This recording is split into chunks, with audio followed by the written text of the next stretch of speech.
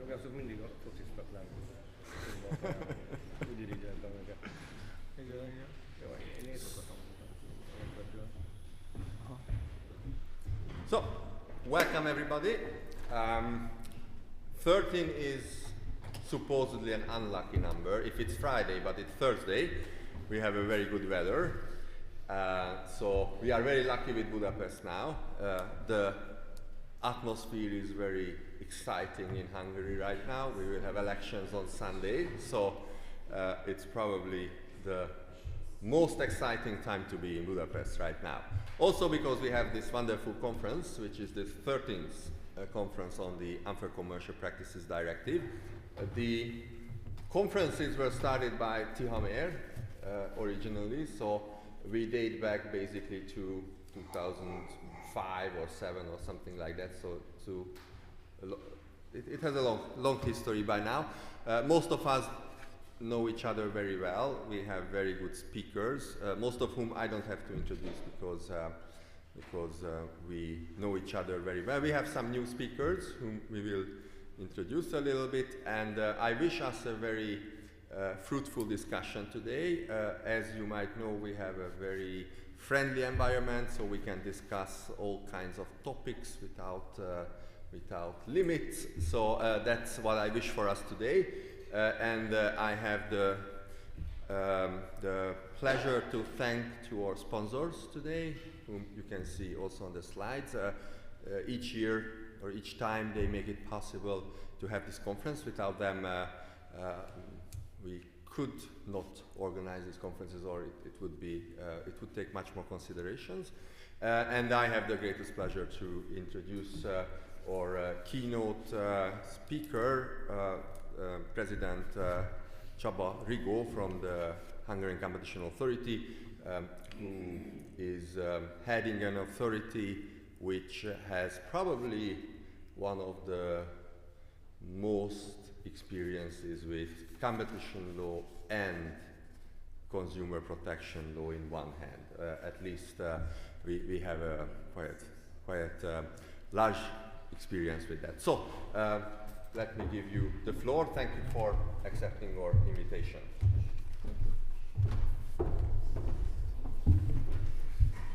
Thank you for the floor. Dear distinguished colleagues, first and foremost, I extend my deepest gratitude to the Pázmány Péter Catholic University for inviting me to deliver this keynote speech at your esteemed gathering. Today, as we stand at the crossroads of unprecedented innovation in an era of uncertainties, I am here to reaffirm a timeless truth: consumer protection is the cornerstone of human flourishing. Over the past 2 decades, global e-commerce platforms have surged to dominance, fueled by a perfect storm of technological breakthrough, economic forces, and shifts in consumer behavior. These changes have shattered barriers to entry, expanded markets beyond borders, and transformed how the world shops. As a result, more and more of our daily decisions now unfold in the digital realm.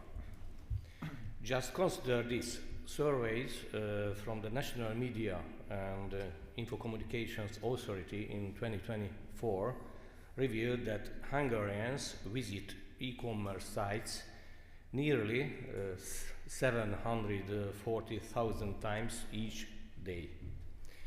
Yet, by the European Commission's review of digital consumer sustainability, the fitness check of EU consumer law on digital fairness shows that harmonization has only partially achieved its goal, delivering a high level of protection and a smoother international market. Here in Hungary, the GVH has led with unmatched resolve. In recent years, we have delivered outstanding results in digital consumer protection. Our enforcement expertise and unwavering commitment to fair commercial practices shine through in our annual report, where an entire chapter is dedicated to this vital mission, and it was proudly approved by the National Assembly of Hungary on the 3rd of March. Over the past decade, the GVH has launched competition supervision proceedings against several big tech giants for hiding critical information. We have taken decisive action against aggressive commercial practices and kept a vigilant eye on domestic influencers. These efforts bore fruit in 2025. We closed 16 cases on unfair commercial practices, nearly half of all our closed cases last year.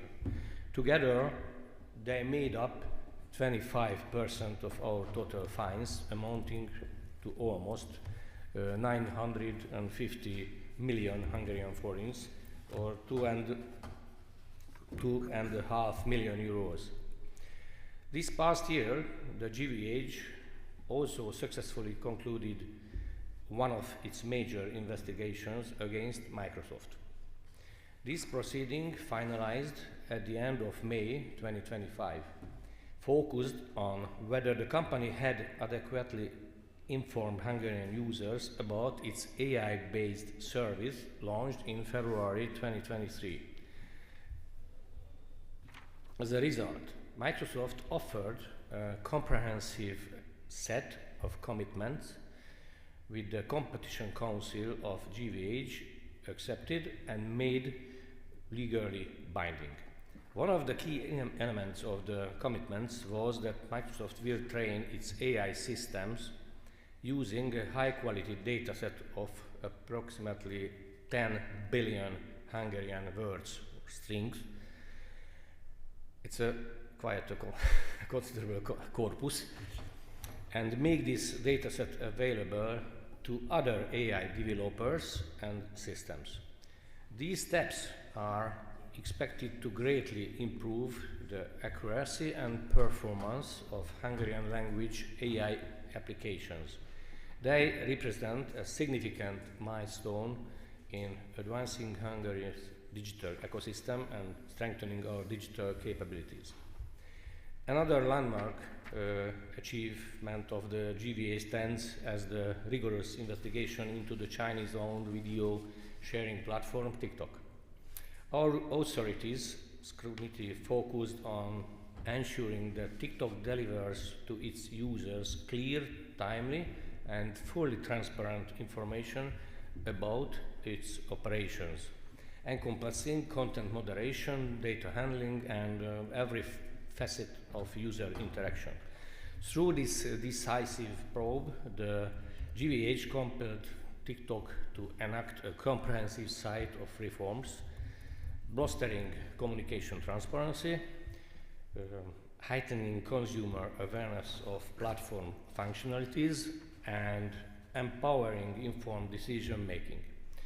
This pioneering case reverberated across the globe, safeguarding users everywhere and upholding the highest standards of digital accountability.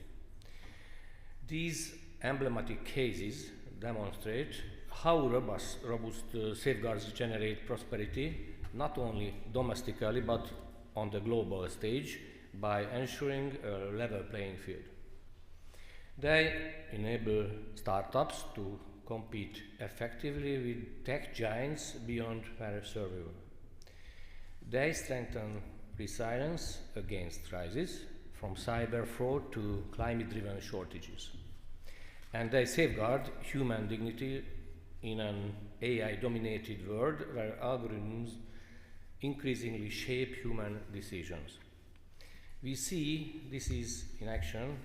Regulations curbing dark patterns in apps protect our choices, transparency rules for AI review biases before they cause harm, international cooperation combats cross-border infringements. Let us therefore carry this momentum forward, united in purpose, resolute in action. The GVH stands ready to pioneer even bolder paths in digital consumer protection, fostering an ecosystem where innovation thrives alongside trust. Together with partners like Pázmány Péter Catholic University, the National Media and Intercommunications Authority, the Advertising Self-Regulatory Board, and many other partners, let us build a future where technology empowers every individual, safeguards every choice, and elevates human flourishing. Thank you very much for your kind attention.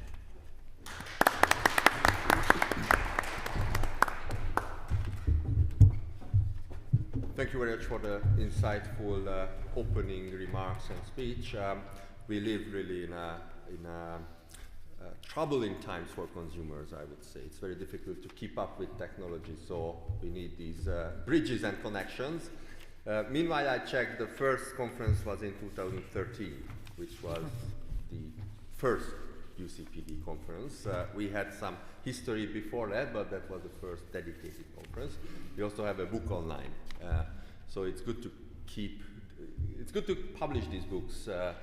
We should make a new one, I would say, because that helps us to remember. So let me welcome in the official capacity Tihamér, Judge Tóth from the General Court to deliver his remarks.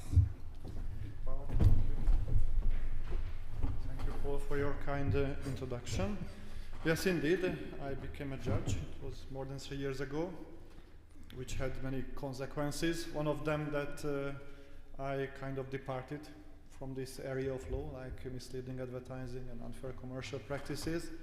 Also a little bit about competition law, because at the General Court, I have to confess, we are doing many things, and of that many things, competition law is one tiny bit. So, which gives me the possibility to talk about this topic objectively.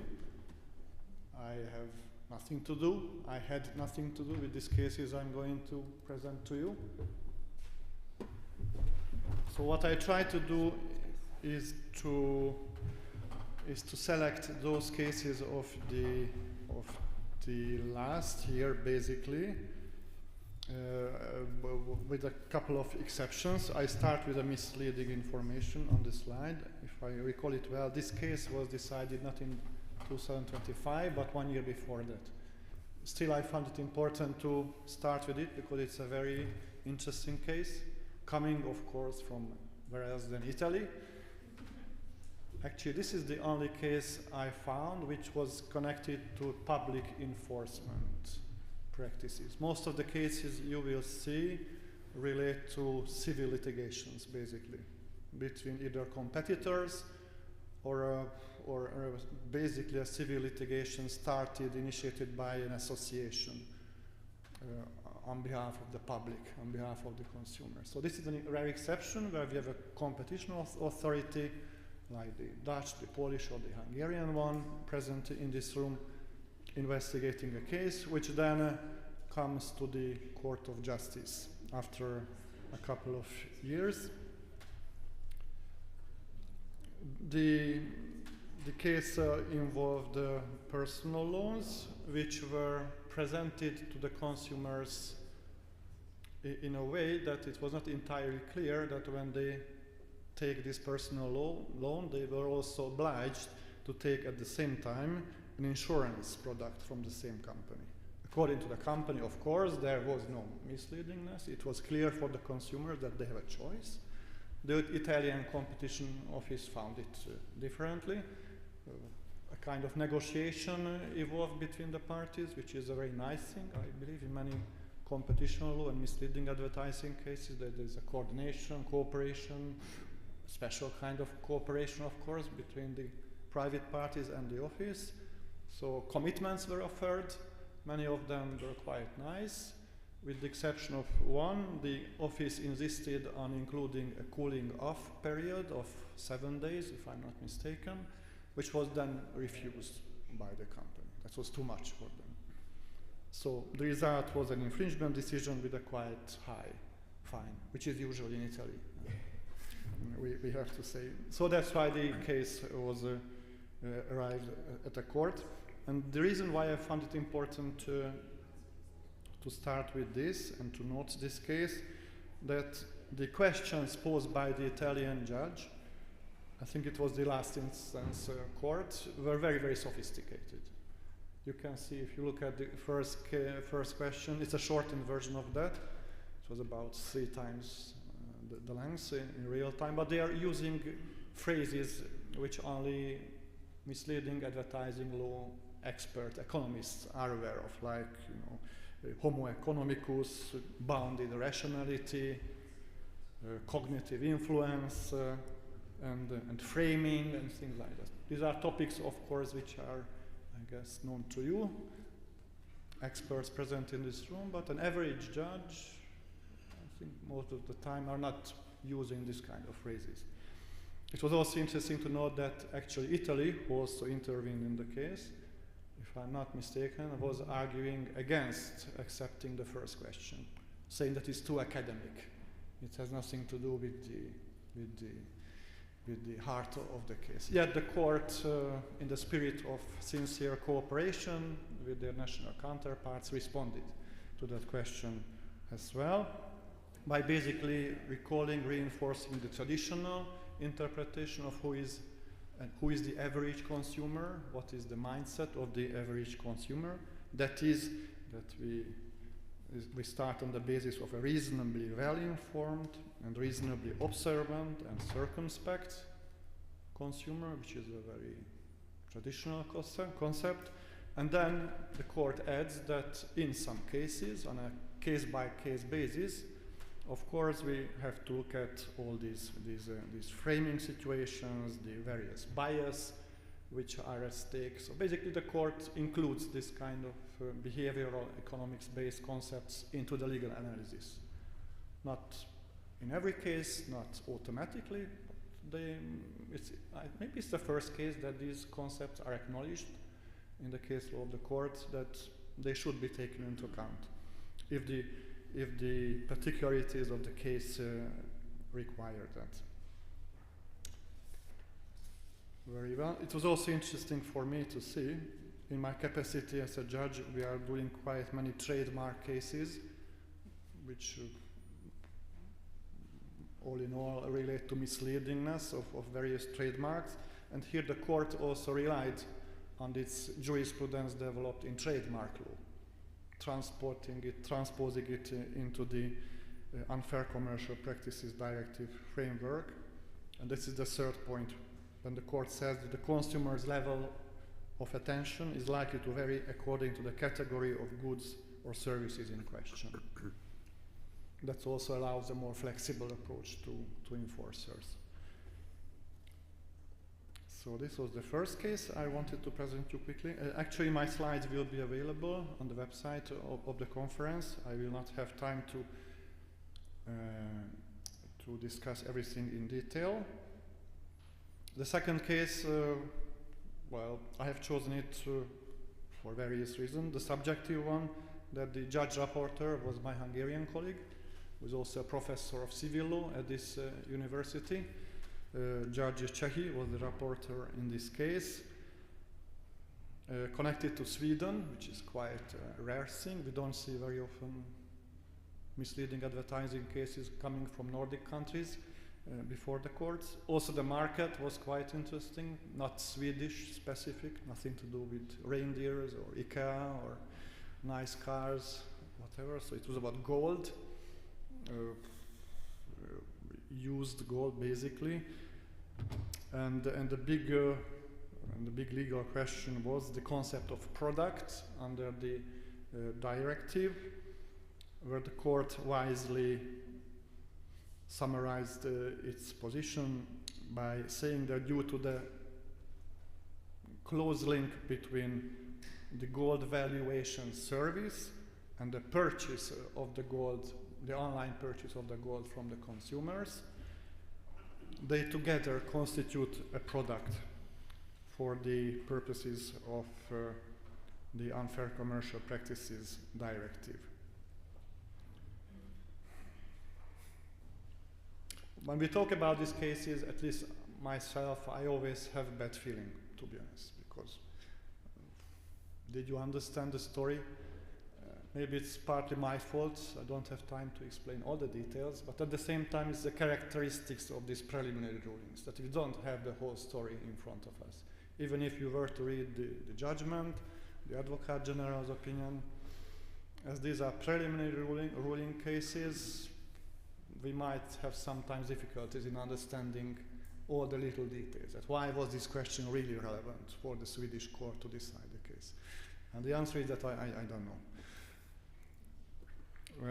For the same reason, I would not spend too much time on this Aldi case, which brings us to Germany. Quite many cases coming from Germany, actually, due to the activity of some public civil associations.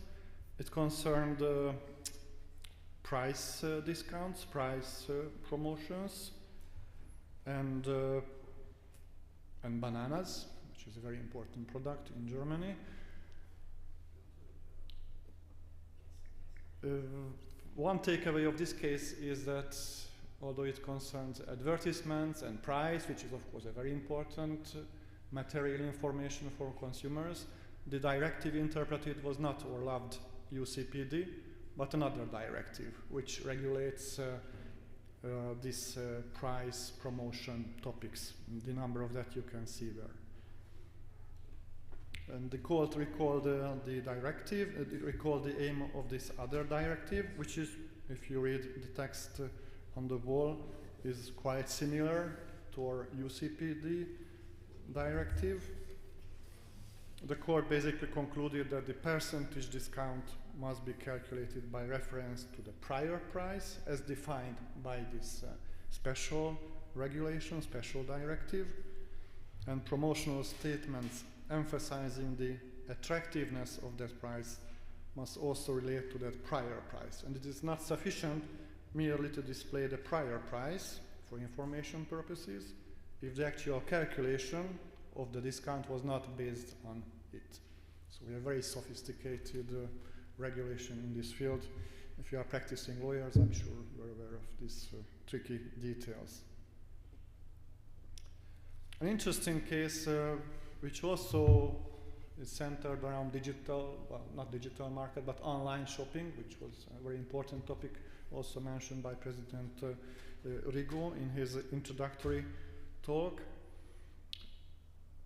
This case concerned the online electricity traffic calculator machine of a German company, which operates like this.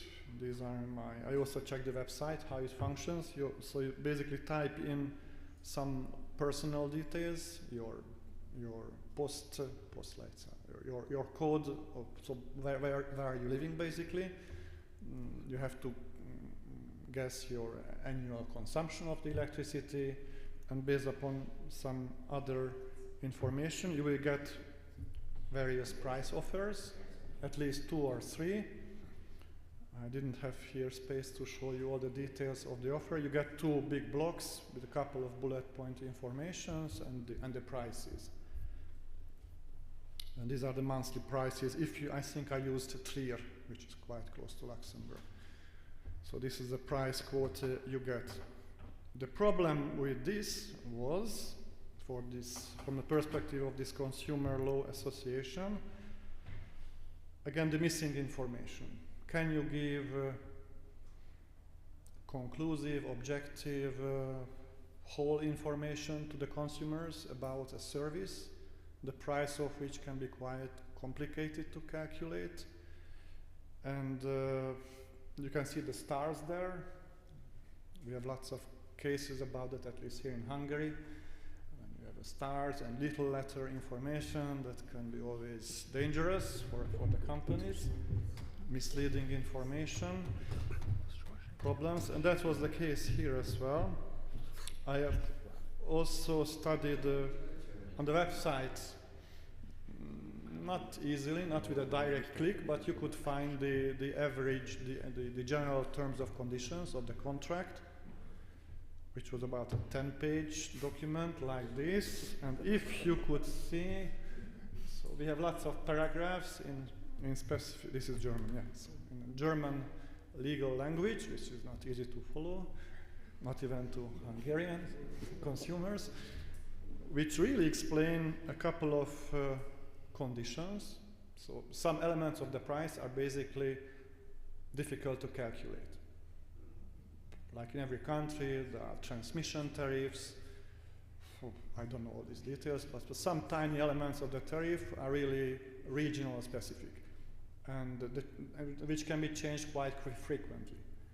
And the company who is operating this website is basically telling the consumers that I cannot include this element into the price offer, which was there, you know, the big numbers, so 99, 102. These are not actually the real prices, which you will have to pay if you contract through this website. So some additional elements will also apply.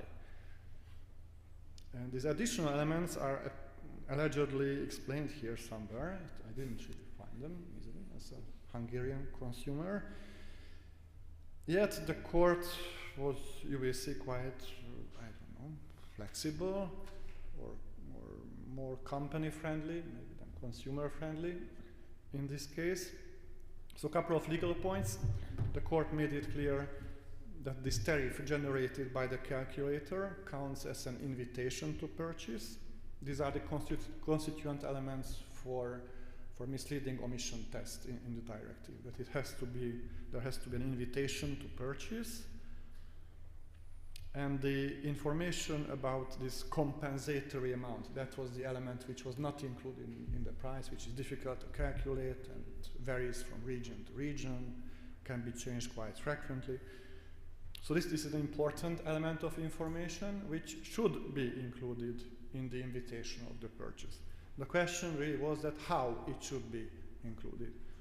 On the one hand, the court noted that there is no limitation in space or in time. It's a website. You can include basically everything quite easily.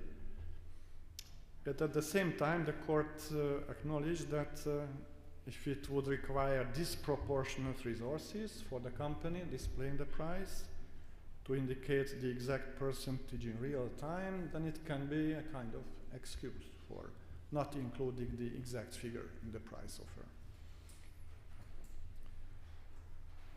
The difficult question in this case, and also in many other preliminary rulings, is how to navigate between questions of facts and questions of law. Many of these cases, whether we are talking about is this practice misleading or not, this is, after all, especially if we rely on trademark law of the courts, it's a question of fact, which involves lots of legal steps, but it's a question of fact. And the difficulty for the European Court of Justice, as delivering a ruling in a preliminary ruling context, that they can only rule on laws, on questions of law. They can only interpret the directive or treaty articles. They cannot decide about the most exciting question, about facts. So is it a misleading practice or is it not? Was it a misleading omission in this case or was it not? So the court often tries to navigate between these difficulties. We can see cases where the court has a hands-off approach, strictly interpreting legal issues and basically not giving useful guidance to the courts. In this case, at least this is my personal reading, the court was going into factual questions a little bit, suggesting things to the court. At the same time, using phrases like subject to checks, which is for the referring court to carry out. So basically pushing the responsibility back to the court, but at the same time writing a couple of sentences about the court's own opinion. Okay, this is also an interesting case, including comparative advertising.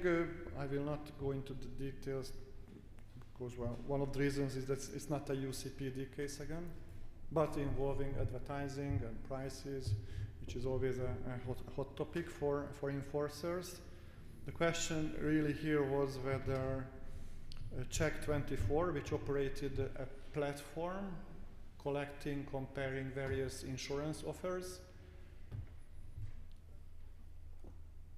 and the way how it collected, the way how it compared these offers of various insurers was a kind of comparative, misleading comparative advertising, or was it not? And the wise response of the court was that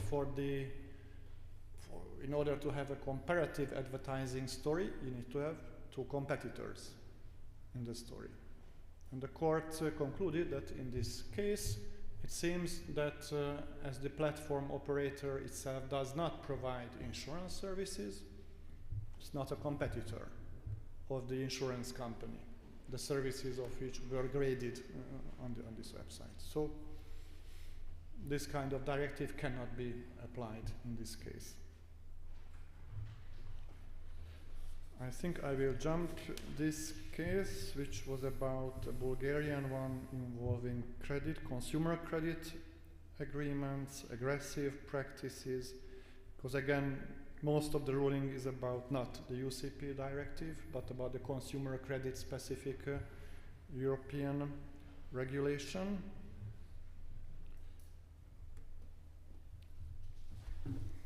Now that was an interesting case. Again, not strictly related to the UCP directive. Last evening we had the privilege at the speakers' dinner to taste some gin-based cocktails with the colleagues present there. It's a gin-based case as well, and the big legal question was whether using the title, the brand name of Virgin Gin alcohol-free, so alcohol-less, we can understand this phrase even in Hungary, was it a misleading information provided to German consumers?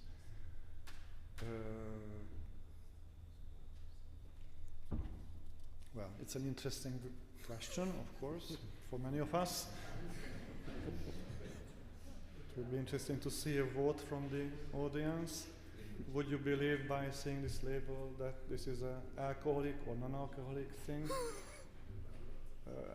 Would gin producers be ashamed by seeing it's not a competitor, a kind of similar product using the word gin, at the same time not using alcohol, ethyl alcohol?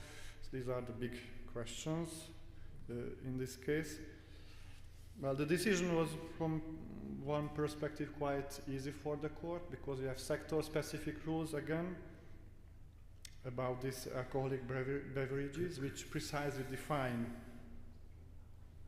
it's not on my slide, but you can follow it, trace it back by reading this regulation. So we have a regulation which gives a definition of what is gin on the European common market. 3 or 4 points referring to the special berries, the English name of which I have forgotten, in Hungarian Boróka Bogyó, of course. You can also use other flavors, other berries, but the dominant flavor still must be this berry, some kind of berry, I don't know which berry. Then the minimum alcohol content should be at least 37%. And that was the decisive point, because this beverage obviously was alcohol-free, so 0 alcohol. By definition, it was not lawful to use the word gin, even if other qualifiers were added, like virgin, referring indirectly to the, I think that was the marketing aim of that, referring to the 0 alcohol content, and even if the alcohol-free, so 0 alcohol was also in the title. So maybe it's a case which maybe shows us that we could have different approaches. I can imagine that some lawyers working with the UCP directive would be able to prove that it was not misleading for an average consumer, because the qualifications were there, readable, visible. But based upon this rather formalistic directive, with a formalistic approach, the court didn't have any other option but to give this response, which was, well, a bit hardliner approach, or too strict, to my taste at least, to my taste. I like both kind of gins. We have 2 other cases, I will jump them to save some time, both of them related to health claims, related to botanical things, teas. It's also a very lively topic because of Some people say that the sector-specific regulation is maybe a bit outdated. You know, the list of permitted claims you can use for this kind of products is not complete. So there is a backlog from the regulational side, which is not a good thing. A couple of concluding remarks, if you allow me, and then we can jump into the most exciting part of this morning session, the panel discussion with our guests. So, as you have seen, many of these cases relating to advertisements and prices and consumer information, all this business to consumer information dialogue are cases where the courts use not only the UCP directive, but we have also lots of other sector-specific rules. Practicing lawyers and consumers must be aware of sector-specific regulations and directive, which overlap with the scope of the directive, which was for me an interesting case to realize. Also, we don't have too many cases, which is a good thing for a presentation covering 1.5 years. Who is actually shaping the content of misleading advertising law? Apparently not the European Court of Justice. With 2 or 3 cases, it's just not sufficient. Are these then the public law enforcers? Most of them, some of them competition offices, more likely, at least in these countries. We have a couple of civil law cases, as I mentioned to you, most of them coming from Germany, where we really have a very good Verband Sozialer Wettbewerb, who is very active for more than 30 years, if I know well, initiating lots of cases, also in antitrust field, also here in consumer protection, misleading advertisement. In other countries where we don't have either an active public authority, typically a competition authority, dealing with this kind of cases as well, or we don't have such an active public association litigating before courts, the result is that we will not have enough cases in those countries. So maybe the level of consumer protection in those member states is not ideal, at least it's not harmonized at the European level. A topic we can discuss maybe with the speakers of the next panel. Another comment, maybe a criticism we often hear in Luxembourg, that we are too slow. I mean, the European Court of Justice is too slow. When you read these cases, they are not long, really. Some of them are just 30, 40 points. You cannot compare them to a competition law case. Even if the problem is maybe that we had advocate generals in almost every of these cases, which adds 2 or 3 months at least to the procedure. Just waiting for a national court, national judge, 1.5 years on average for a judgment like this. I'm not sure that it's realistic. It's still old-fashioned, outdated.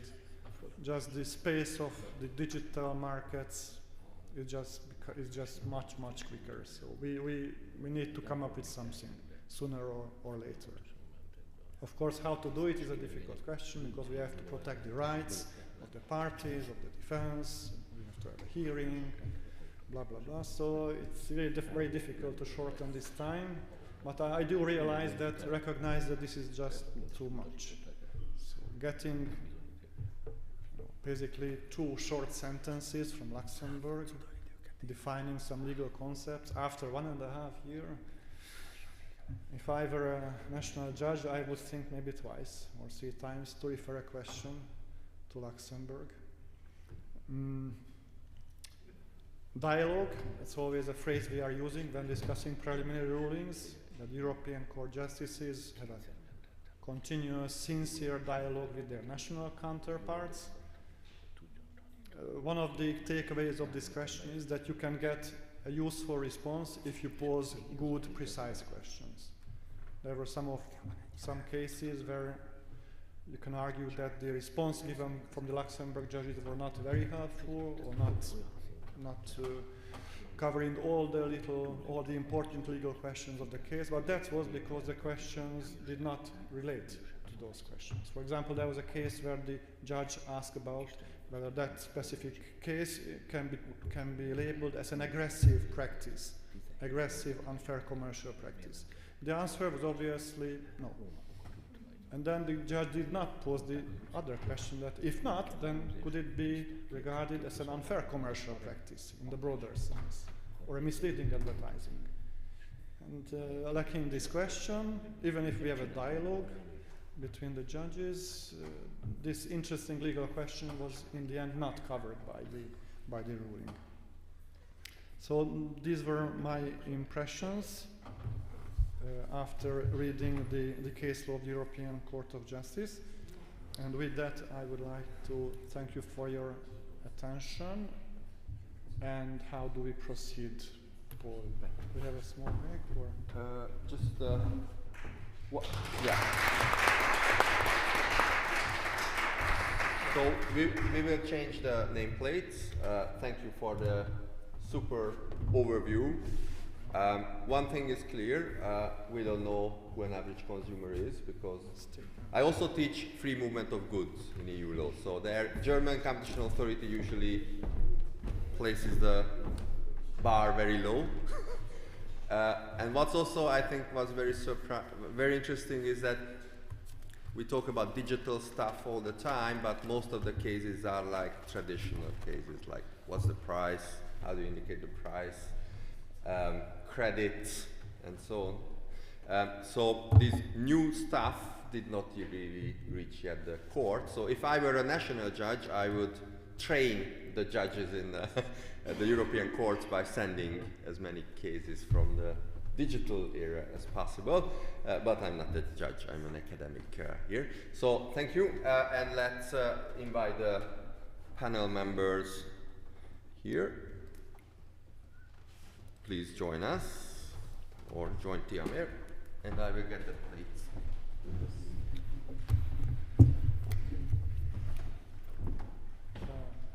Nameplates are coming, so you can choose your seat freely.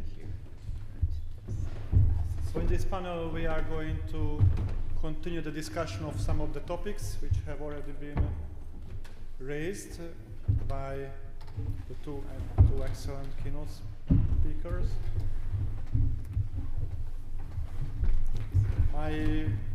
We will not have long unilateral presentations in this panel. You will see some slides, but basically in order to remember the very important statistical figures, which are those important figures for law enforcers.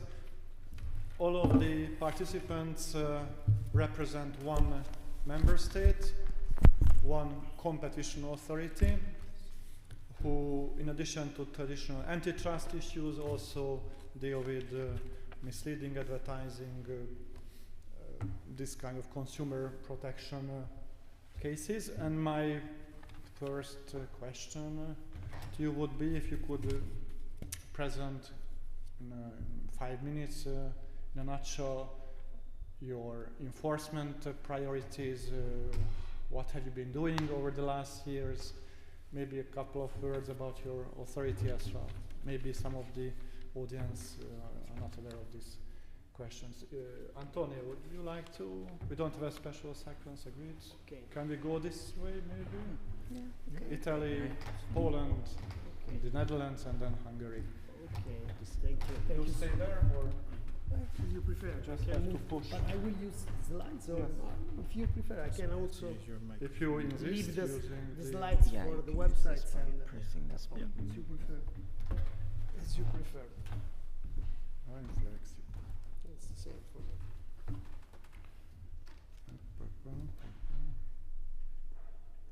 Would you like to speak about the Dutch figures? Oh, maybe we can. I can take We yours. can exchange. You will talk about Cooperation. Italian. Yeah, then I have a lot to talk about. Exchange of information. I'm just struggling a little bit. Yeah. Maybe you can start in the meantime. This one. This one. Yeah. Italy. Yeah, Italy. Yeah, I know. I push this and Okay. Maybe. This is from the. okay, but it's Choose your slide. Ah, okay.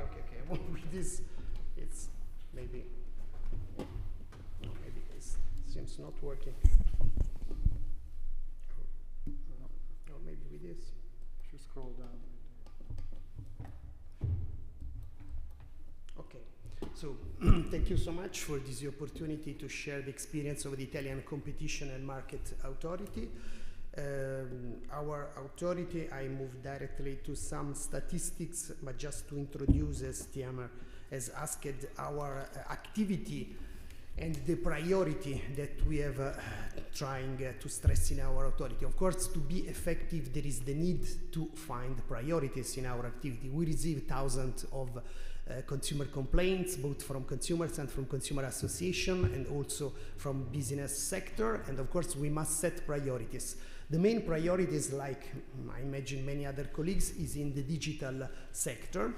But the key success of the Italian Competition and Market Authority is based, first of all, in the possibility to use a wide range of investigation and enforcement powers. We have big investigation and enforcement power, the same identical investigation tools, both in competition and in consumer protection. We use, for example, in extensive way, the surprise inspection when we start big investigation. And it's something which is characteristic in Italy. In no other, at European level, it happens that inspection are used in competition sector, of course, but are not used in consumer protection sector. While we think in Italy that also in consumer protection sector, the surprise inspection is a very efficient tool and must be developed maybe at a wider stage.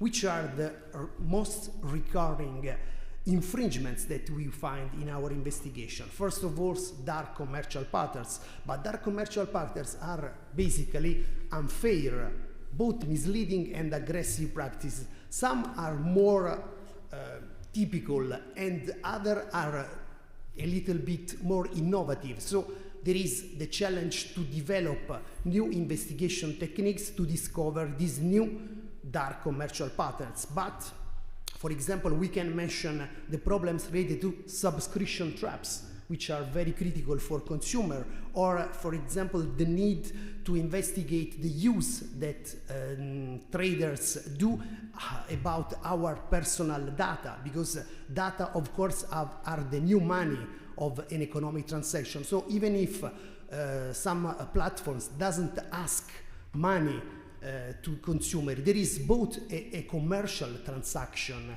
They use data as the new money for a new kind of transaction. So of course the data use is some critical points. There is also the area about the digital and green transition, which are of course very, and there are more traditional area, like for example, has been mentioned as also before, the area of price reduction tools, of hidden advertising, but we are investigating new problems related, for example, also to influencer marketing, not only for hidden advertising, but for problems about fake followers or fake reviews. Consumer trust in reviews, so it's important that they don't encounter these problems. But a very efficient model is to combine in a synergic way competition and consumer protection. When we receive a complaint, we must decide, we apply competition law or we apply consumer protection law, and why. It's something which is a matter of fact. The most active authorities are the authorities in European member states, which are the so-called dual authority and have this synergic competence. For example, here in Hungary, GVH is competent both in competition and consumer protection. In Poland, we have an authority competent in the same. In the Netherlands, we have an authority. And why? They are the most active, I say also effective authorities in member states, because they can apply this synergy. They have a look both on the demand and the offer side of the market. So it's something which is an additional value for them. But it's important to have adequate investigation and enforcement power, which is very critical point. From this point, I get some statistic, but I don't want to bother you. Of course, this is a little bit long presentation, but we'll upload it if Tiamer agree on the website, so people has possibility to check on this presentation later on. Of course, I must focus all on some points, and maybe there will be a discussion based on question and answer. But we apply big fines, has been mentioned before, because to be effective you need to use these fines, but we use also possibility to develop commitments. Also commitments is a very interesting tool,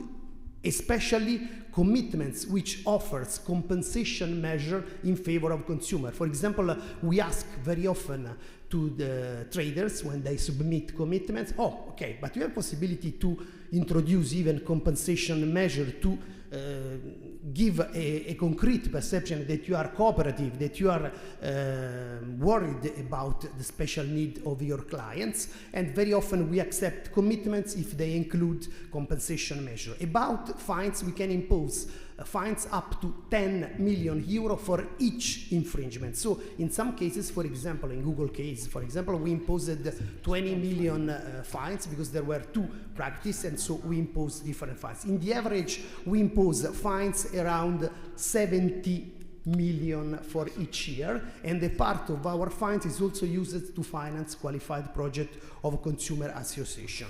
So I go very quickly just only to mention some cases in which we are trying to develop some area, but I will only mention because it's a quite long presentation and I go very, very quickly.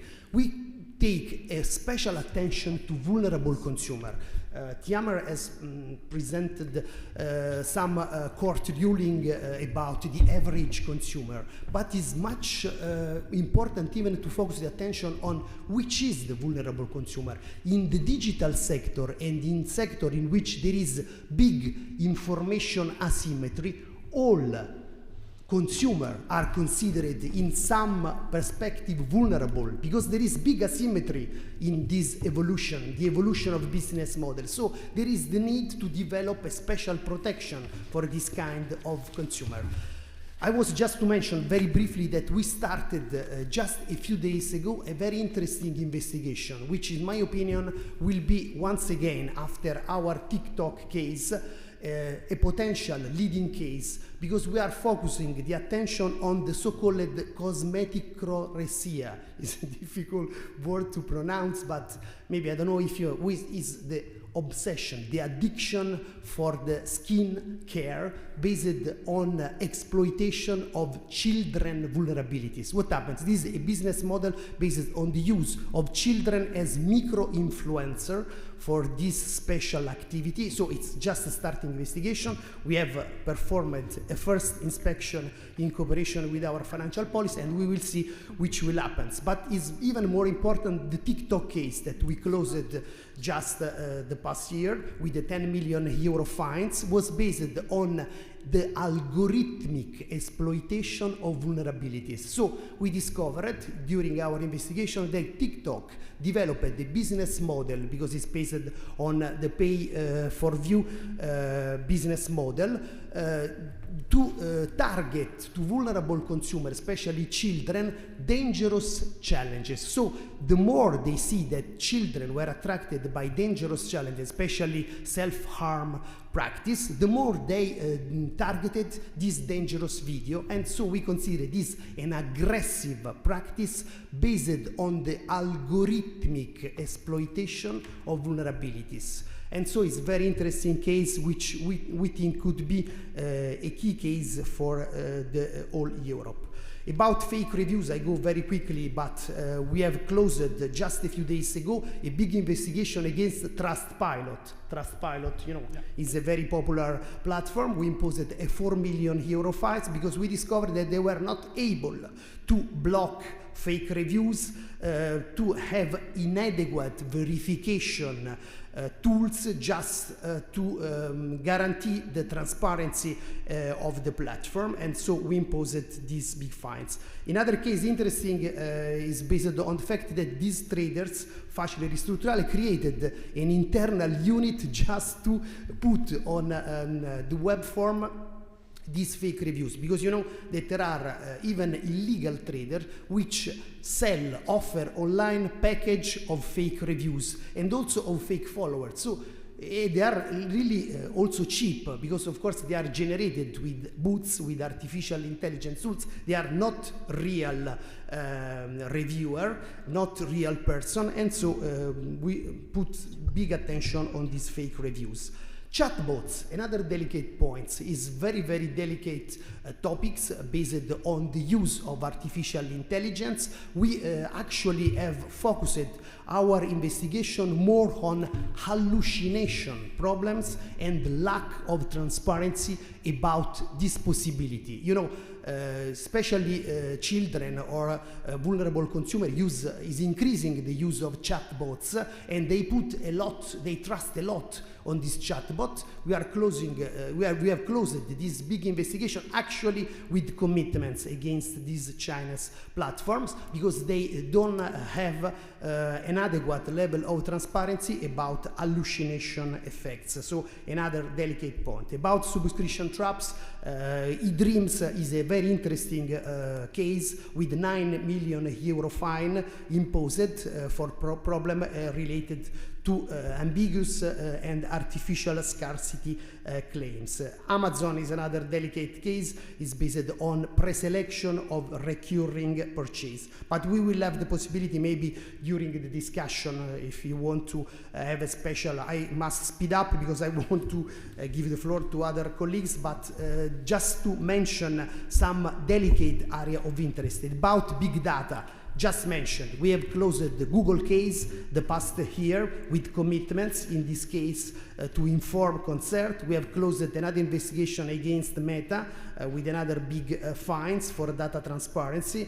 Google and Apple was about clear information on the commercial use and data monetization. And Facebook was, I mentioned, because it's an old case, but it's very, very basic, because with this case, we started at the European level the concept of unfair commercial practice, because we consider it unfair. The claim Facebook is free, as always will be, is misleading, even if consumer doesn't pay with money, because it's paid with data.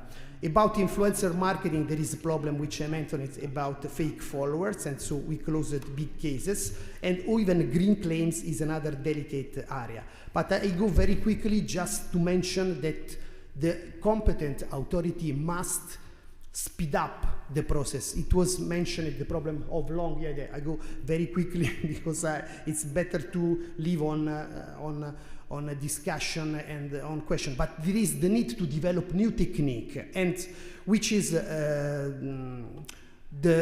need that we have internally to use the UCPD as a legal base. One example is in the Italian authority, we have created a data science unit. I am a lawyer.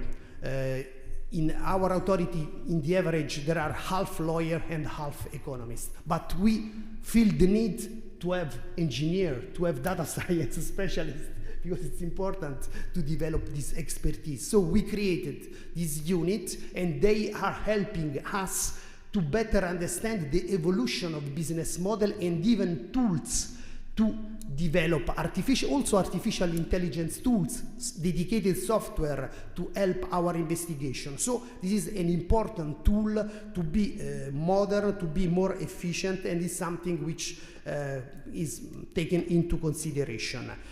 How this unit can, for example, help the investigation? First of all, we have the need to find priorities in our investigation. We receive thousands of complaints. So there is the need, first of all, to classify these complaints, which is relevant complaints and other that are small claims or individual contracts problems. So investigation support, developing of the dedicated software, and this is very interesting that, you know, in the European network, the CPC, there are some software that have been developed, and we are trying to give our contribution to this software through our data science unit. And there is the need of a market surveillance. Very often, our investigations are started ex officio without complaints, because consumers are not aware about their rights. Sometimes they don't present complaints because they don't understand their rights. So there is the need sometimes even to start ex officio investigation, which is very, very important and is something which must develop it. But in my very personal opinion, why the UCPD has been defined, not by me, but the European Commission, a consumer protection milestone? Because it has huge potentiality. The UCPD still remains a most important legal base. I was mentioning in my first slides that actually about 70% of decision from Italian Competition and Market Authority are based on the UCPD. So it's a fact, a matter of fact, that this legal base still works. So there are new projects. Of course, there is no specific section in UCPD in the digital sector, but you can apply general principle concept that Tiamer mentioned about misleading, especially aggressive practice, with a little bit brave and effective interpretation to use this legal, because it's horizontal, it's principle-based. Which means principle-based? That is something which can take into consideration the evolution of a business model. Because if you try to regulate the digital sector, it's difficult because the business model changes. So you regulate something and the business trader change the model. So, and say, okay, but I'm in line with your regulation. They try the way to escape some regulation. While if you have a principle-based regulation, there is more flexibility for an efficient, competent authority to apply this legislation. And so it's something which can be very, very useful and can be used in a more extensive way.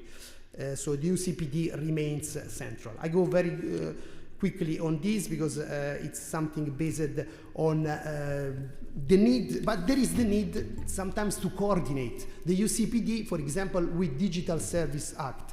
Frankly speaking, we are facing sometimes problems about the better placed authorities or area of legal interest, UCPD or Digital Service Act. So there is the need sometimes to develop guidelines, European guidelines, to stress this cooperation and to say which is the best placed legislation to try to assure a good level of consumer protection in this area. So it's very important. Shein is an example of coordination because in this case there was a big dialogue between in the European Commission with DG Just and DG Connect. You know, DG Just is competent for consumer protection, DG Connect is competent under the Digital Service Act. There was dialogue and we decided to apply the UCPD to cover a lot of area of this digital platform, you know, these Chinese platforms. So in conclusion, yeah.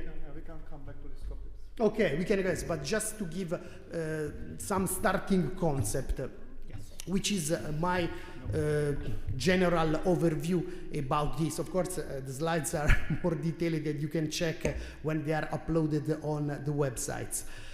It's important, in my opinion, to have a more flexible legal framework to try to give a concrete level of consumer protection.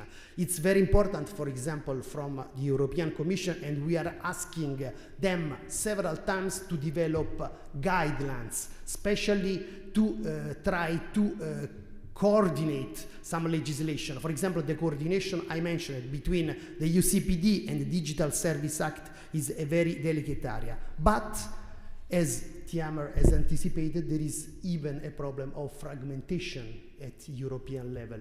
In some member states, there are authorities which don't have relevant, effective powers. Sometimes they don't have direct fining powers. They must to rely on long external judicial intervention. It is something which is not effective to deal about cross-border invasion. So there is the need to have a more efficient enforcement, and enforcement is not something which is complementary. It's an absolute priority to develop effective enforcement to have a good overview about concrete level of consumer protection. So I stop here. I think it's better to develop some concept in for the question and answer section, and I give the floor to the other speaker. Thank you so much. Thank you, Antonio, for this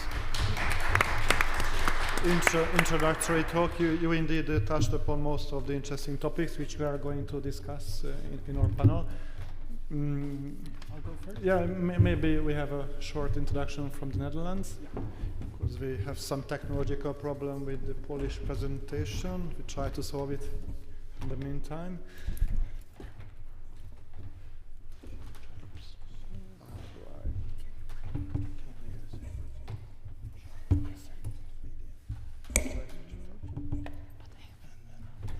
Yes, thank you very much. First of all, let me thank you very much to the organization for inviting me.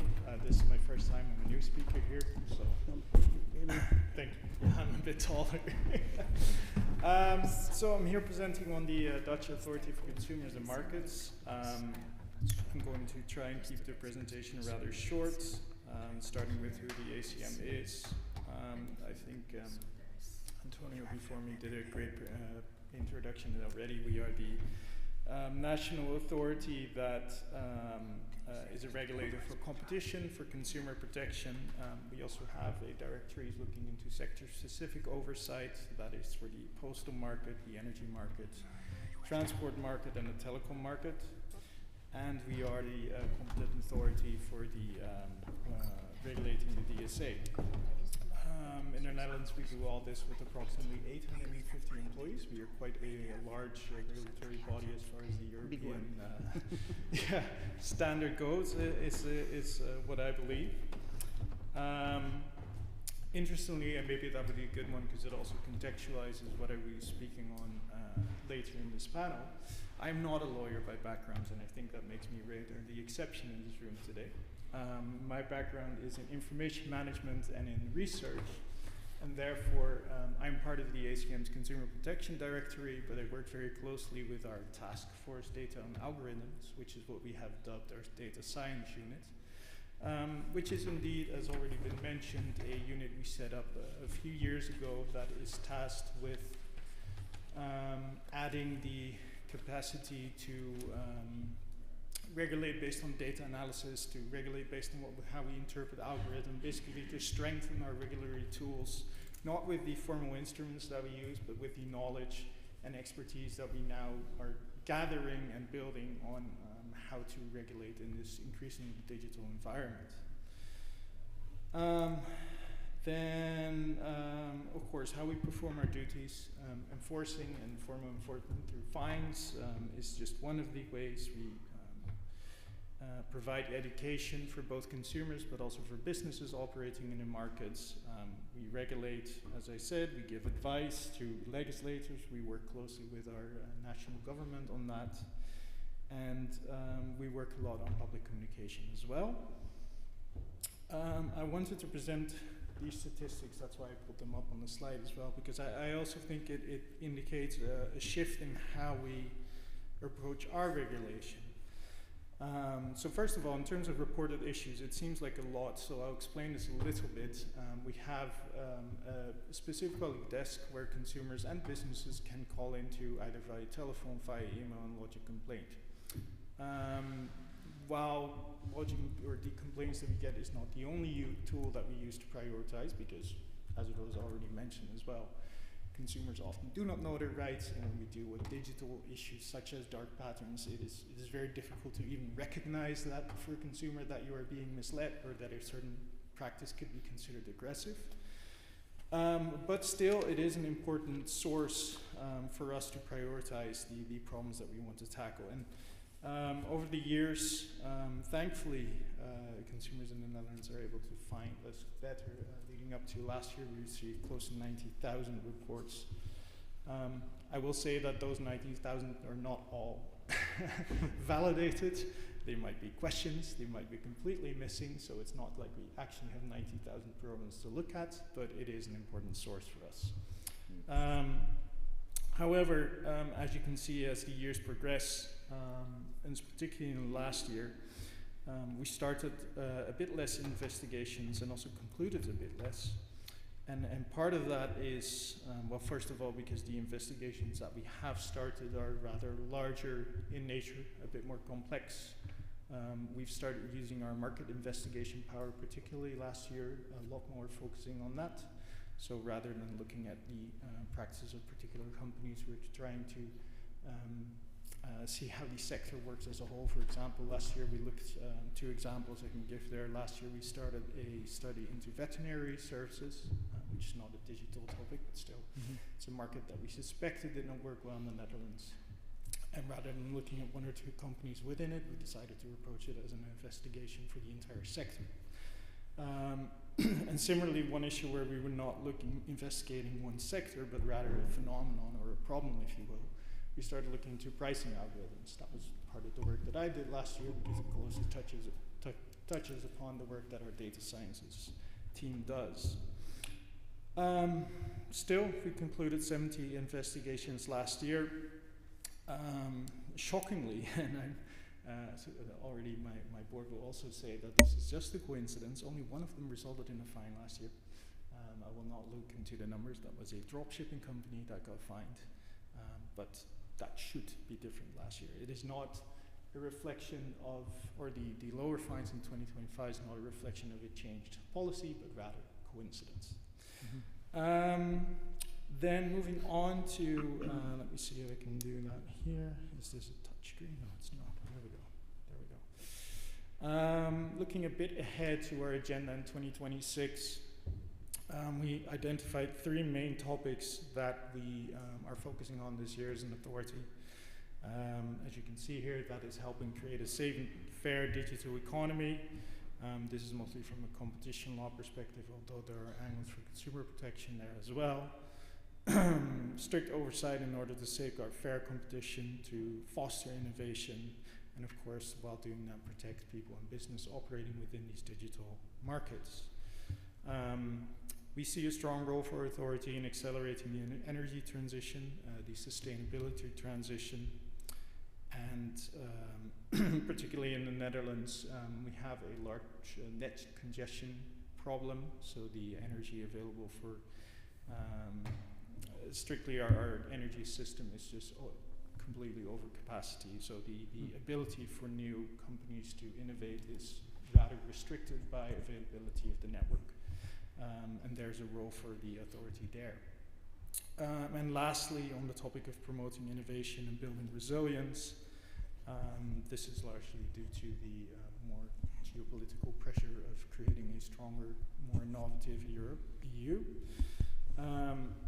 We're building a role there, taking action against, for example, abuse of dominance, making it easier to access data is one of our prime themes for this year, and stimulating the use of data in a safe and trustworthy manner.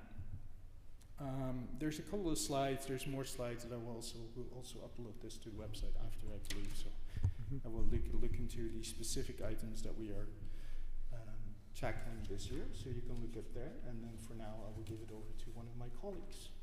Thank you, Tom, for these introductory remarks. We'll come back to these topics indeed.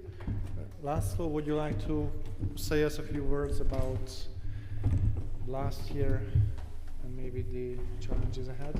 Thank you. Poli, tud segíteni?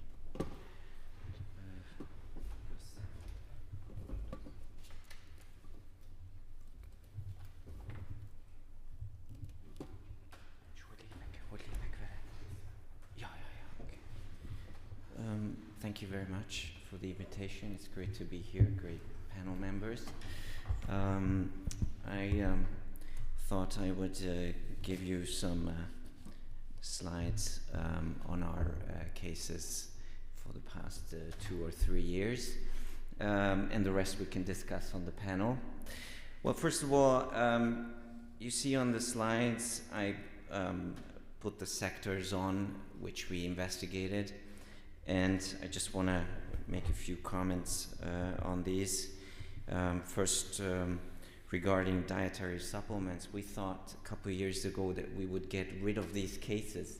Unfortunately, these cases are there, and there is a very active competitors' complaint or lots of competitors are complaining on dietary supplements and health claims, especially healthcare professional recommendations, also some blacklisted commercial activities, and also nutritional composition. So these cases are still there. We're dealing heavily with these.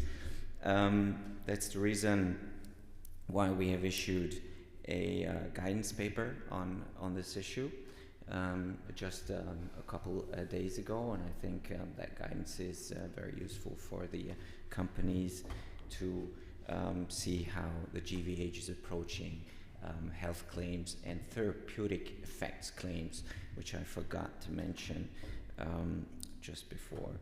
So you see that is a sector that we're dealing with. Also with retail, you might have heard of the cases against retail chains concerning pastries. We have 4 cases. One is pending before the review court, so we have already an infringement decision. The issue is about commercial practices regarding the ingredients. Retail chains say that certain baked goods, crescent rolls, are made of wholemeal grain, and whereas in reality we found that only about 20 to 30, 40% of the baked pastry is made of wholemeal grain, which can be misleading practice. As I said, this is a pending case before the court, and the issue is that there's a food code regulation for normal bread, but not for crescent rolls. So that is going to be a real issue before the court to look into the relationship between lex generalis and lex specialis. I mean, the parties under proceeding are having a defense argument that this is not regulated. So if it's not regulated, they can claim whatever they want to. By the way, I think food labeling has come up, but it is really an important issue as well in Germany. I've recognized a case against Amazon. The OLG Frankfurt court has decided on a food labeling issue against Amazon because Amazon had a takedown, was obliged to take down those third-party commercials related to soy milk, because according to the food regulation, you cannot call something milk which is not milk. So Amazon was notified thereof, and the court in Frankfurt has said that it is Amazon's obligation to take down all these commercials related to soy milk. So I think food labeling, the general food regulation is at the fore and is going to be a real issue in the coming years. You see, we have lots of online cases. In the past 3 years, there are at the moment also online cases against Douglas, for example, which is an online seller acting like a Persian rug selling company, you know, offering a discount rate period longer than the non-discount period, so that case has to be cleared in the coming months. We have a very interesting investigation against against Duolingo with regard claims to the language learning method Duolingo is applying, and also some psychological pressure that is being used against minors. You might know about that if you have children. There's also a case against Airbnb with regard to a claim that is made if you make a booking on Airbnb. You might not know, or you might know that that might be only a promise. So we're looking into that as well. Telco cases once in a while arise in our practice. This year, the GVH imposed a fine on Vodafone Legal Successor 1 for misleading consumers about the potential for annual price increases due to inflation, but that's a very a complex industry in itself. Influencers, also within the online realm, we've been tackling influencer cases for years now. We've come out with a influencer guidance in the early 20s, and then we started 3 cases. We've rolled out our sanctionings gradually, starting with warnings, then with fines, commitments as well. And last year we've, or probably in 24, I can't remember, we started 6 new influencer cases because we think this is still an issue to look at. Green claims are there. You see in 24 we started 3 cases against bottling companies. We've come out with 1 decision with regard to claims such as 100% recycled PET bottles or 100% re-PET bottles. So that's an interesting case, and we've closed that with commitment, with a commitment decision. I just want to take a look at the other slides. I think this is just to look at the sectors that I was just talking about. Here you see the cake for 26. Let me just, shall I talk about trends or can we talk about later? Because you can, I guess, because we touched upon. Can I talk about that? Dutch presentation. Okay. Well, just very fast, the issue about the average consumer concept, I think that's an issue also now that we're in the process of introducing a new legislation, the DFA. And in the DFA staff working document, there's a sentence about the issue that the legislation should review the normative abstraction of the consumer, the average consumer test, and the realities of consumer behavior in the digital environment. So that's why I'm talking about this as a trend. Shall we renew the ordinary man concept? Shall we find something, a new average consumer test for online consumers? Is it still the lawn mowing man? Is it still the short sleeves man who is bringing the magazines home and reading? Is it the man who is sitting on the Clapham omnibus, as the common law countries say, for the reasonable man? Who's the reasonable man in the online sector? Since Compass Banca, we see in our cases that clients refer to online consumers as being more aware in the online world. For example, in our case, Wizz Air against Wizz Air, the company tried to defend the consumer, saying, well, the consumer is he knows about that. A seat selection process for plane tickets is not a big deal for an online consumer, whereas the court said it is a very complex sales process. So I see their attention, who's the normal, the ordinary online consumer. And I think that's something to be sorted out in the future. We also see a wider application of the professional diligence, which is something we could talk about with the Italian colleagues as well. In the early 20s, we've had cases against EMOG, you might remember, where we've seen systemic risks with regard to commercial practices. Nowadays, when we have the PID, we would refer PID cases to the National Consumer Protection Agency. We're not dealing with PID, but there still are some systemic risks concerning marketplaces, online marketplaces. We would tackle those under professional diligence. We've also seen in influencer cases that there are some influencers who are acting as consumers, whereas they are promoting their own company. And that is something new coming up which is on the blacklist. It's number 22 on the blacklist. to UCPD. So that's something new that came up, what we see in our cases. And I refer to the general and the special rules with regard to food regulation, but also you see that with regard to PID and UCPD. So Aldi Süd and Lidl Italia, the two preliminary rulings, are important from that perspective.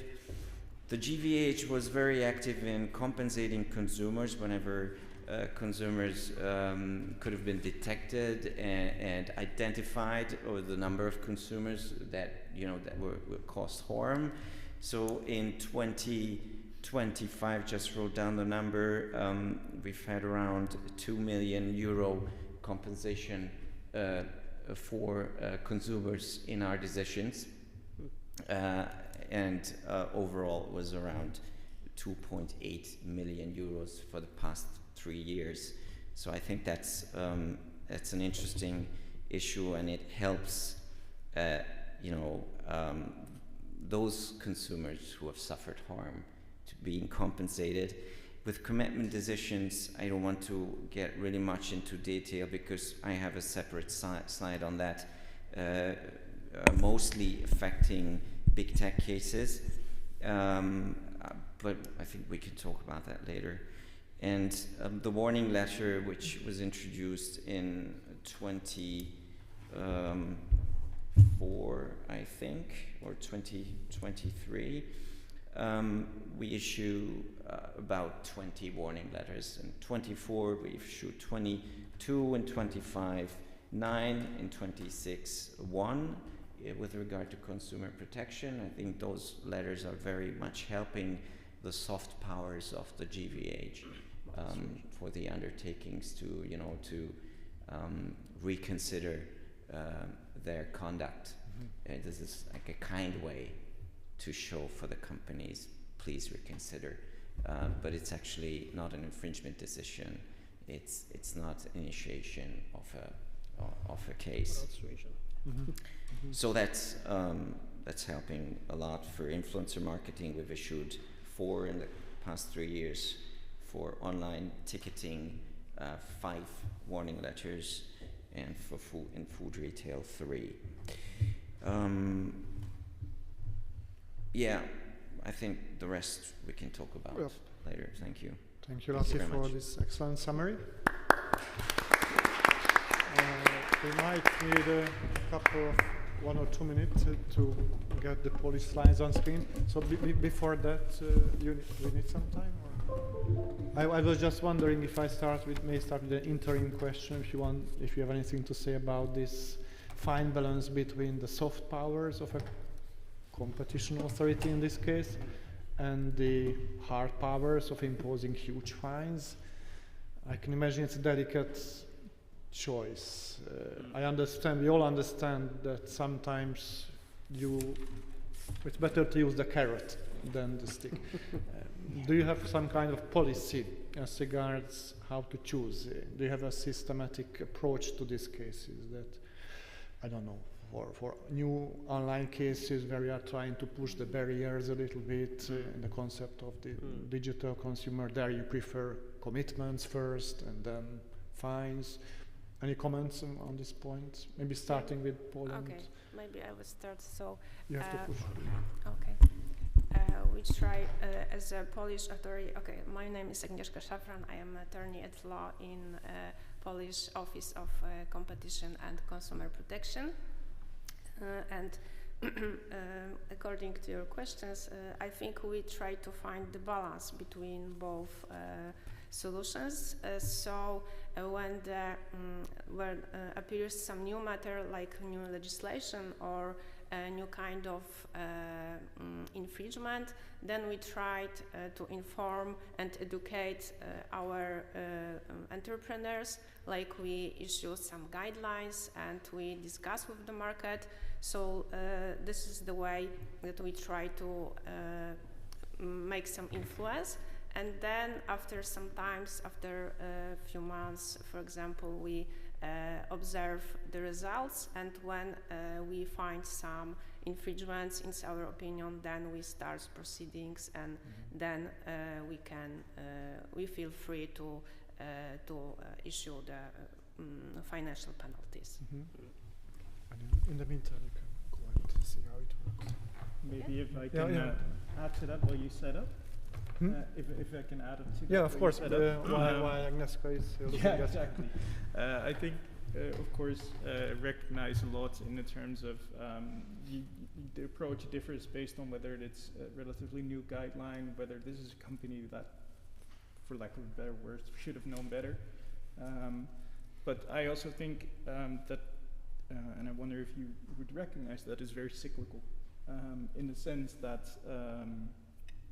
whether we go to use our soft powers or whether we go through enforcement, it changes over time. And I think right now for the Dutch authority, we're in a cycle where we prioritize our soft powers. So we set up systems similar to what Laszlo was presenting, where we send more warning letters and we send them earlier. And we go for a sector-wide approach and speak to the sector and basically urge them to comply rather than enforce and get it that way. But I also expect that in a few years we might go back to using our hard powers more, because as you see, if you look at how over the years, how much fines and how much investigations we've started. A few years ago it used to be more, now it's less, and I expect that we will go back to more hard powers in the near future. Very shortly, we have a detailed procedure about what we call moral suasion. Moral suasion is generally used in Italy not for grave infringement, as like in Poland and in the Netherlands and even in Hungary, is especially for new potential types of infringements, new legislation with need and a starting period, so it's something which must be discussed with the business community. But our warning letter is structured like this. We see to the involved traders, okay, we think that there is a violation on this, on your, please change this behavior about this. So our warning letter is detailed, and we add, if you don't change this behavior, this advertising, these contract terms and so on, we are obliged to start a more formal investigation, and we will have the possibility to even the imposition. So it's detailed. So the traders knows that if he doesn't change this behavior, there is possibility to start a more formal investigation. Thanks. What you would like to add? Yeah. Well, I think it's well. First of all, it's a legal question because let me start with commitment decisions.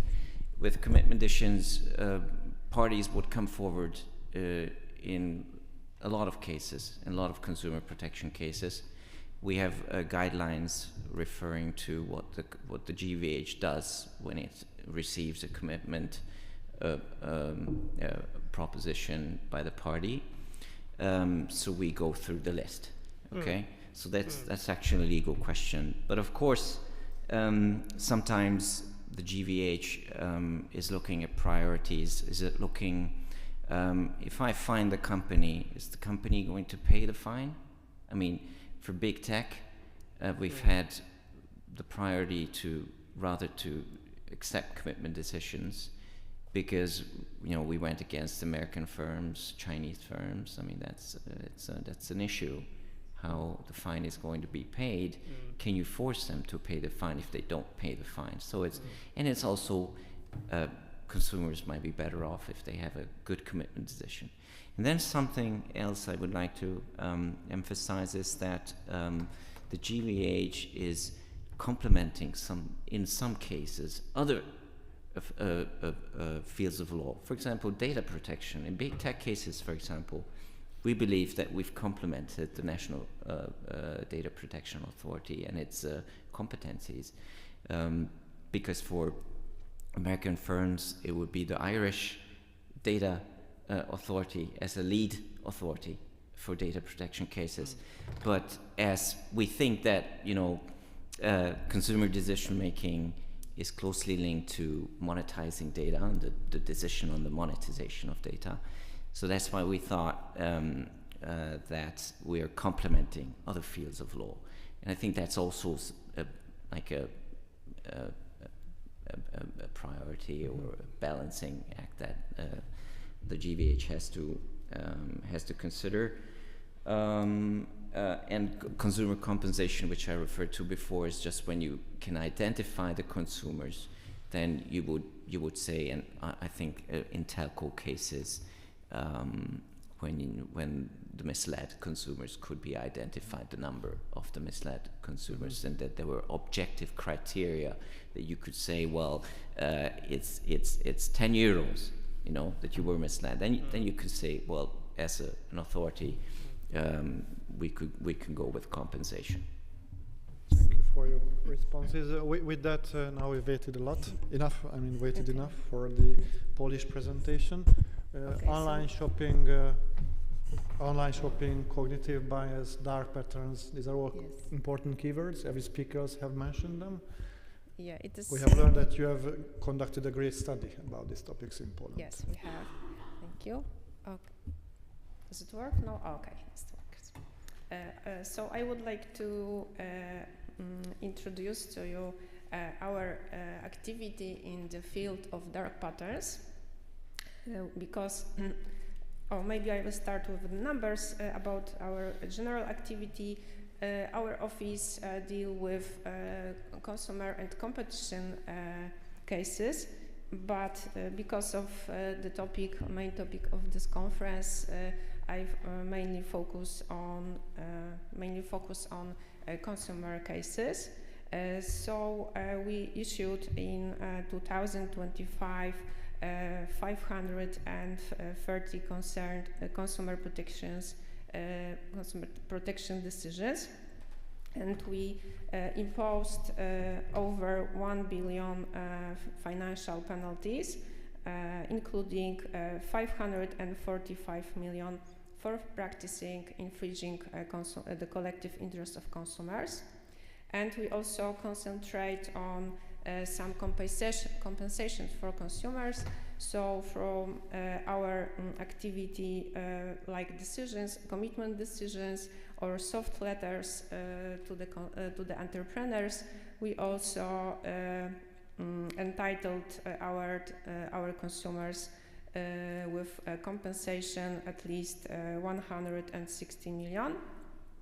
So this is also our main priority when we agree to accept some commitment from entrepreneurs that not only sees the practice, this is our requirement, not only sees the practice, but also you should compensate for our consumers for their damages.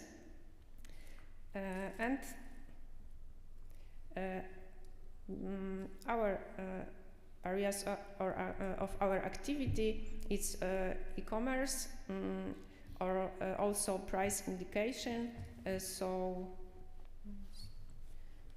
subscription connected with big tech companies, and influencers and greenwashing. And I will start with dark patterns because we conducted a project to develop the dark patterns detecting system based on AI solutions, and we try to figure it out how to combat it effectively on the internet. So the project has been running since May 2023, and will continue it to April 2026. And to this project we need some databases, but we haven't anything. So we planned to conduct some research and gather data, and we conducted, for example, neuromarketing tests on our consumers, and behavioral survey on our consumers, and IT analysis of website. We want to try how traders create the dark patterns, which part of the source code is responsible for dark patterns, and how can we verify if the information on the web posted on the website is true or false, because it's not so easy to read it from the source code. So we outsource this research outside to the experts, to the specialists, special companies, and the result was very interesting.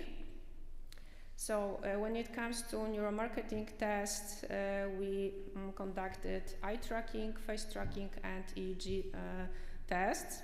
So eye tracking, this is very interesting method because it allows us to precisely determine when the consumer eyes are drawn, and it shows eye fixations on specific point on the screen, so we can see on which information and how long the consumer see.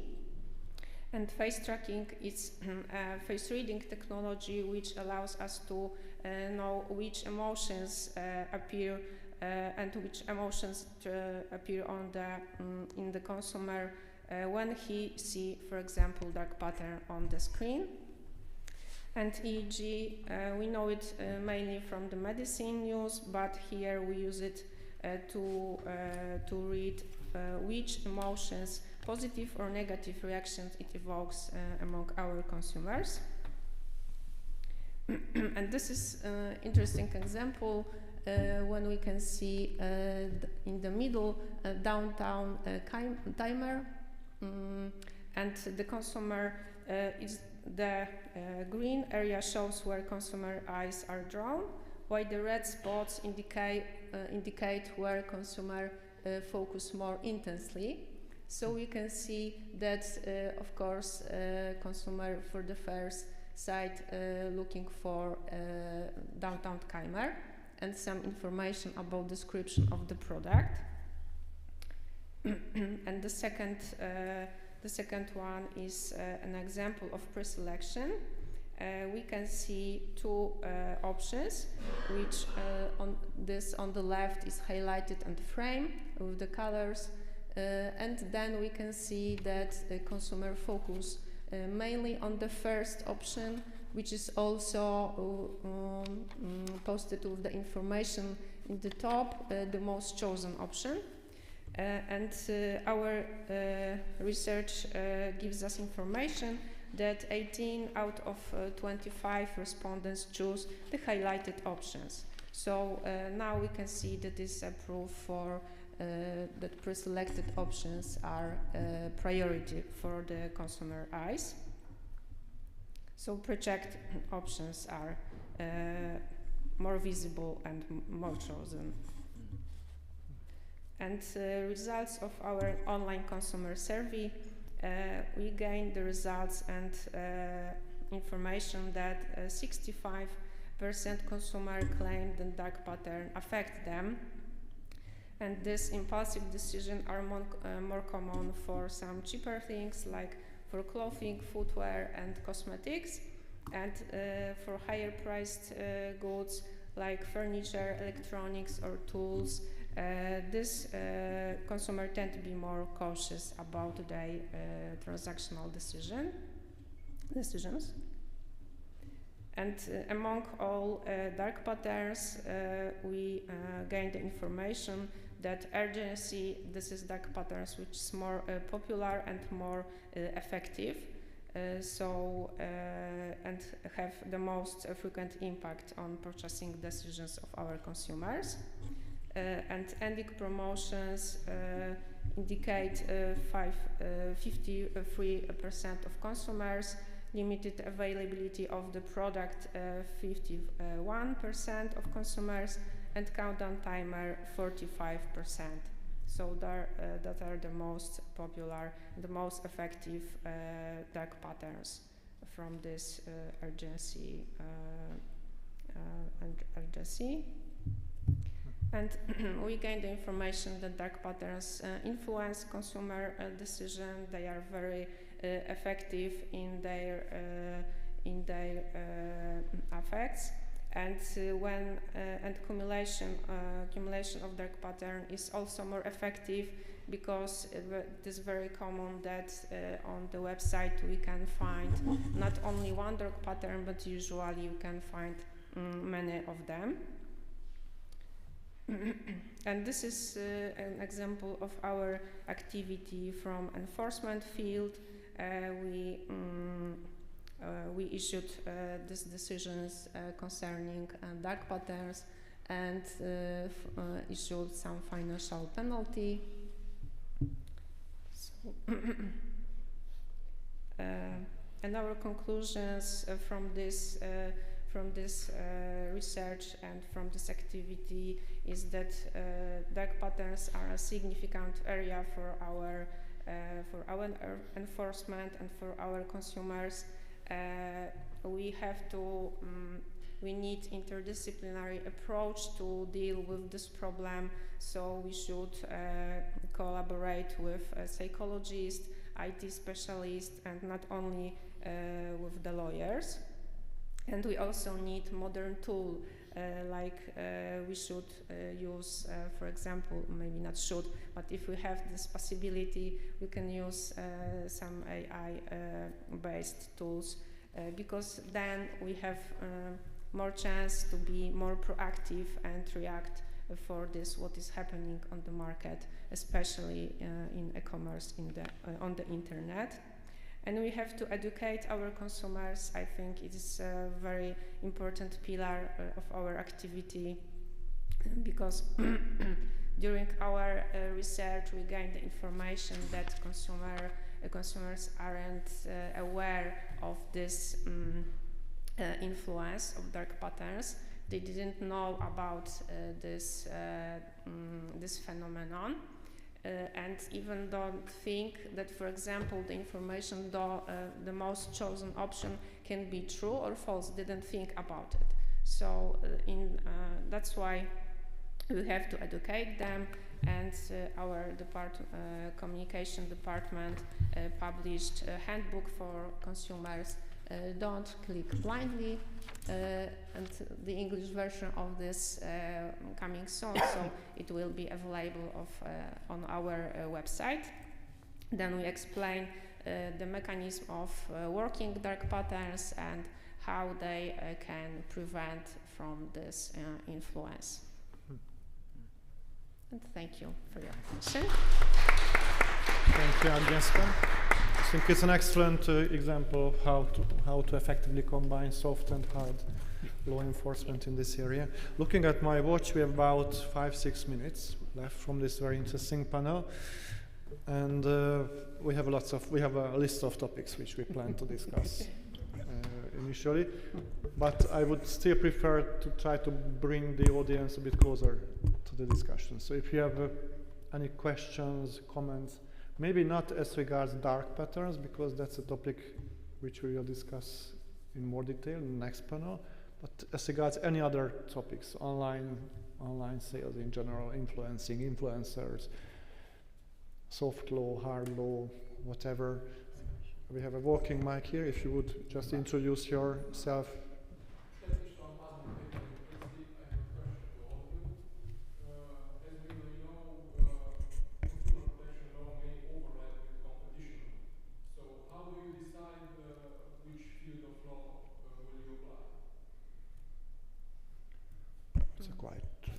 General question.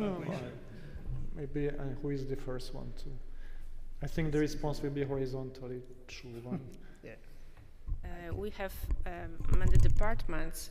We have many departments in our authority, also connected with a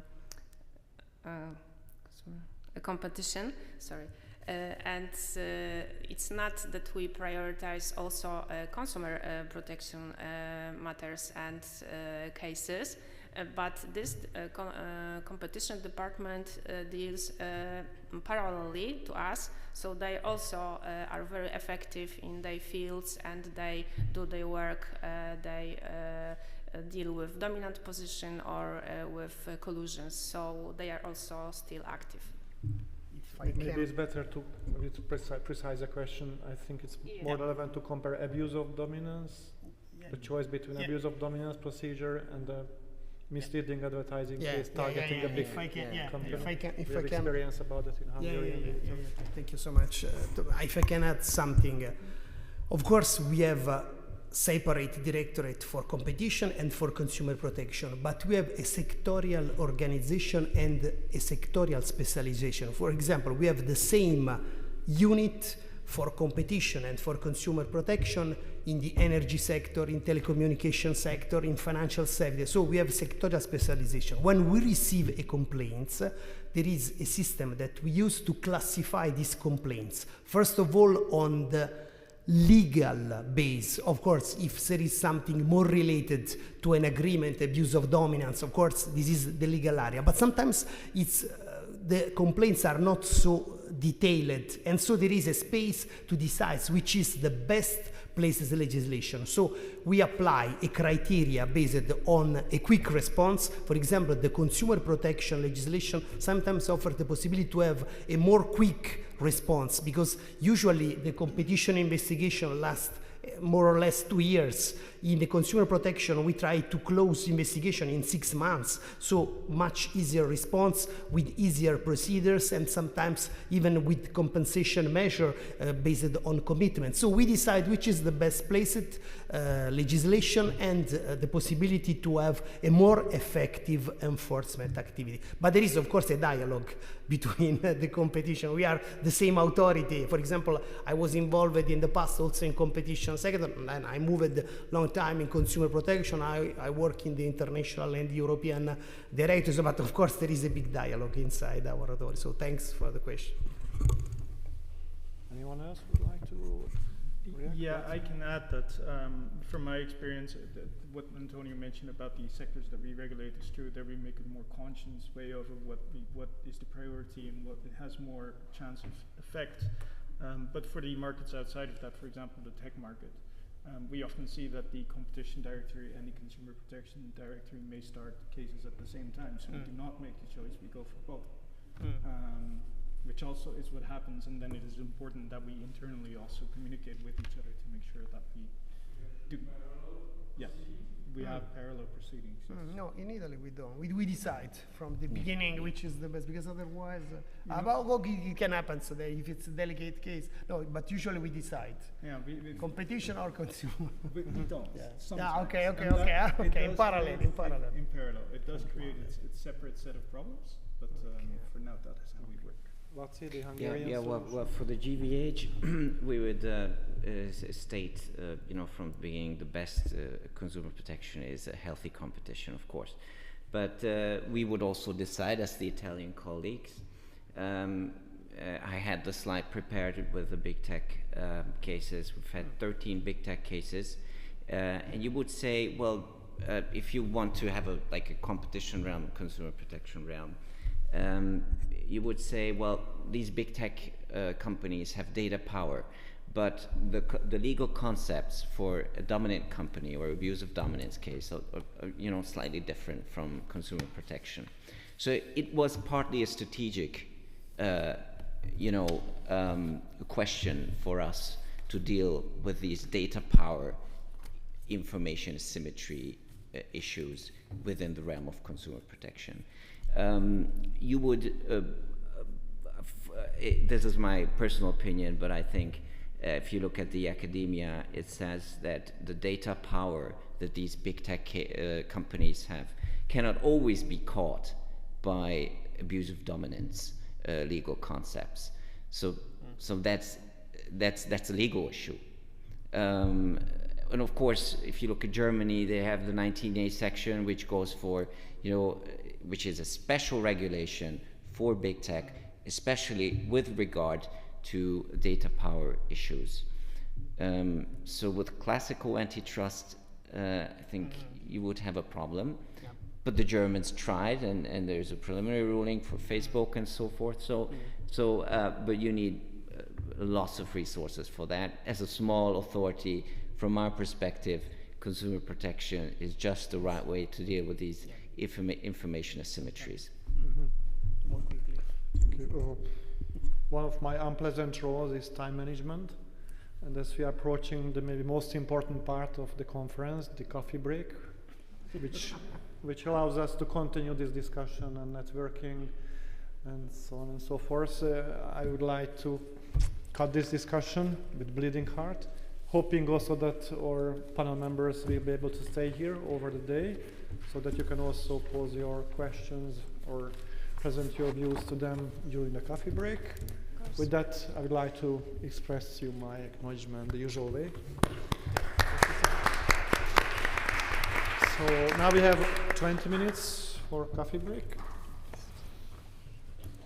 Yes, okay. I'll And give you my then card if you we come back have with any, the mysterious issues dark concerning, patterns, the lords of Great, dark great, patterns, great to meet you. with the help of Timber. Which are basically unfair compared to an interesting. Yeah, not my yeah, first time exactly. in a room full of lawyers as someone with background. Sorry about not having enough time. Yeah, Just as very- usual. It happens. It's normal. Congratulations. Thank you so much. We managed to solve.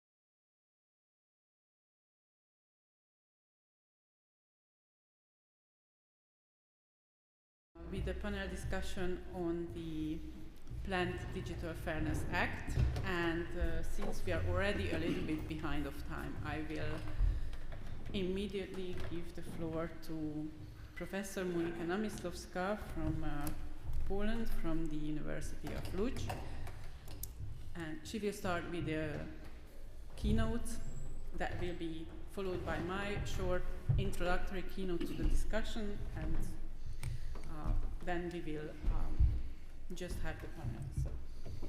Monika, have the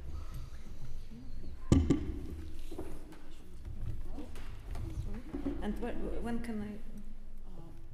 Often here, just here. No, that. Here? With the space, yeah. With the space, yeah? Yep. Okay. In fact, I used the other one. It was problematic because I hadn't seen that.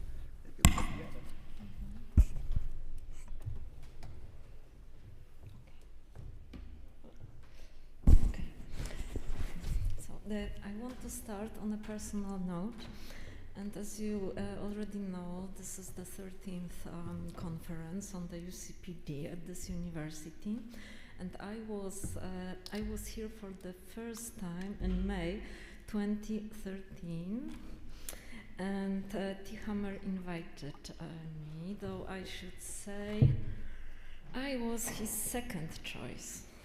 And a colleague from another university in Poland did not reply to his email. And I've been grateful to her ever since.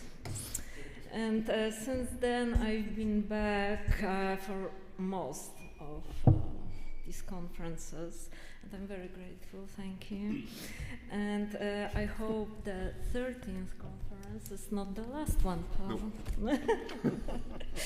And each year we come back to the UCPD. Each year it is the same directive, but the world around is almost unrecognizable.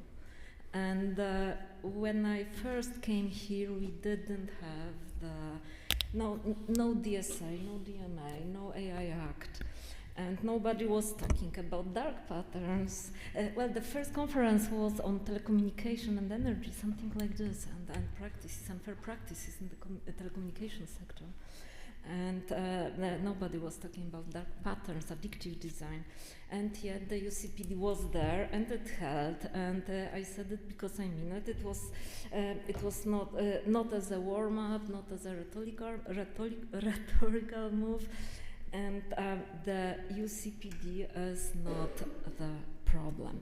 The UCPD was born from the chaos of incompatible national regulations, regimes, and trying to exist in the single market. It brought order, it held for 20 years. But the problem is that digital markets have invented a form of unfairness. The UCPD was never designed to regulate. And the UCPD asked, what was the consumer misled? And digital unfairness asks a different question. And the question is, was the decision environment itself constructed against consumers? And EU consumer law has never had to answer that until now.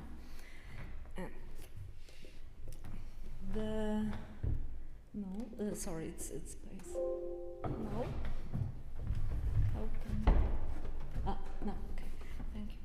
And the Commission's own study said 97% of the most popular EU websites and apps deploy at least one dark pattern. The UCPD has not stopped this, and that is a design failure of the law itself. And in this panel, I will defend that the answer must be ambitious. And in October 2024, the Commission published the report on digital fairness fitness check. 218 pages evaluating whether EU consumer law still does what it was built for. And the answer, it does, however, offline.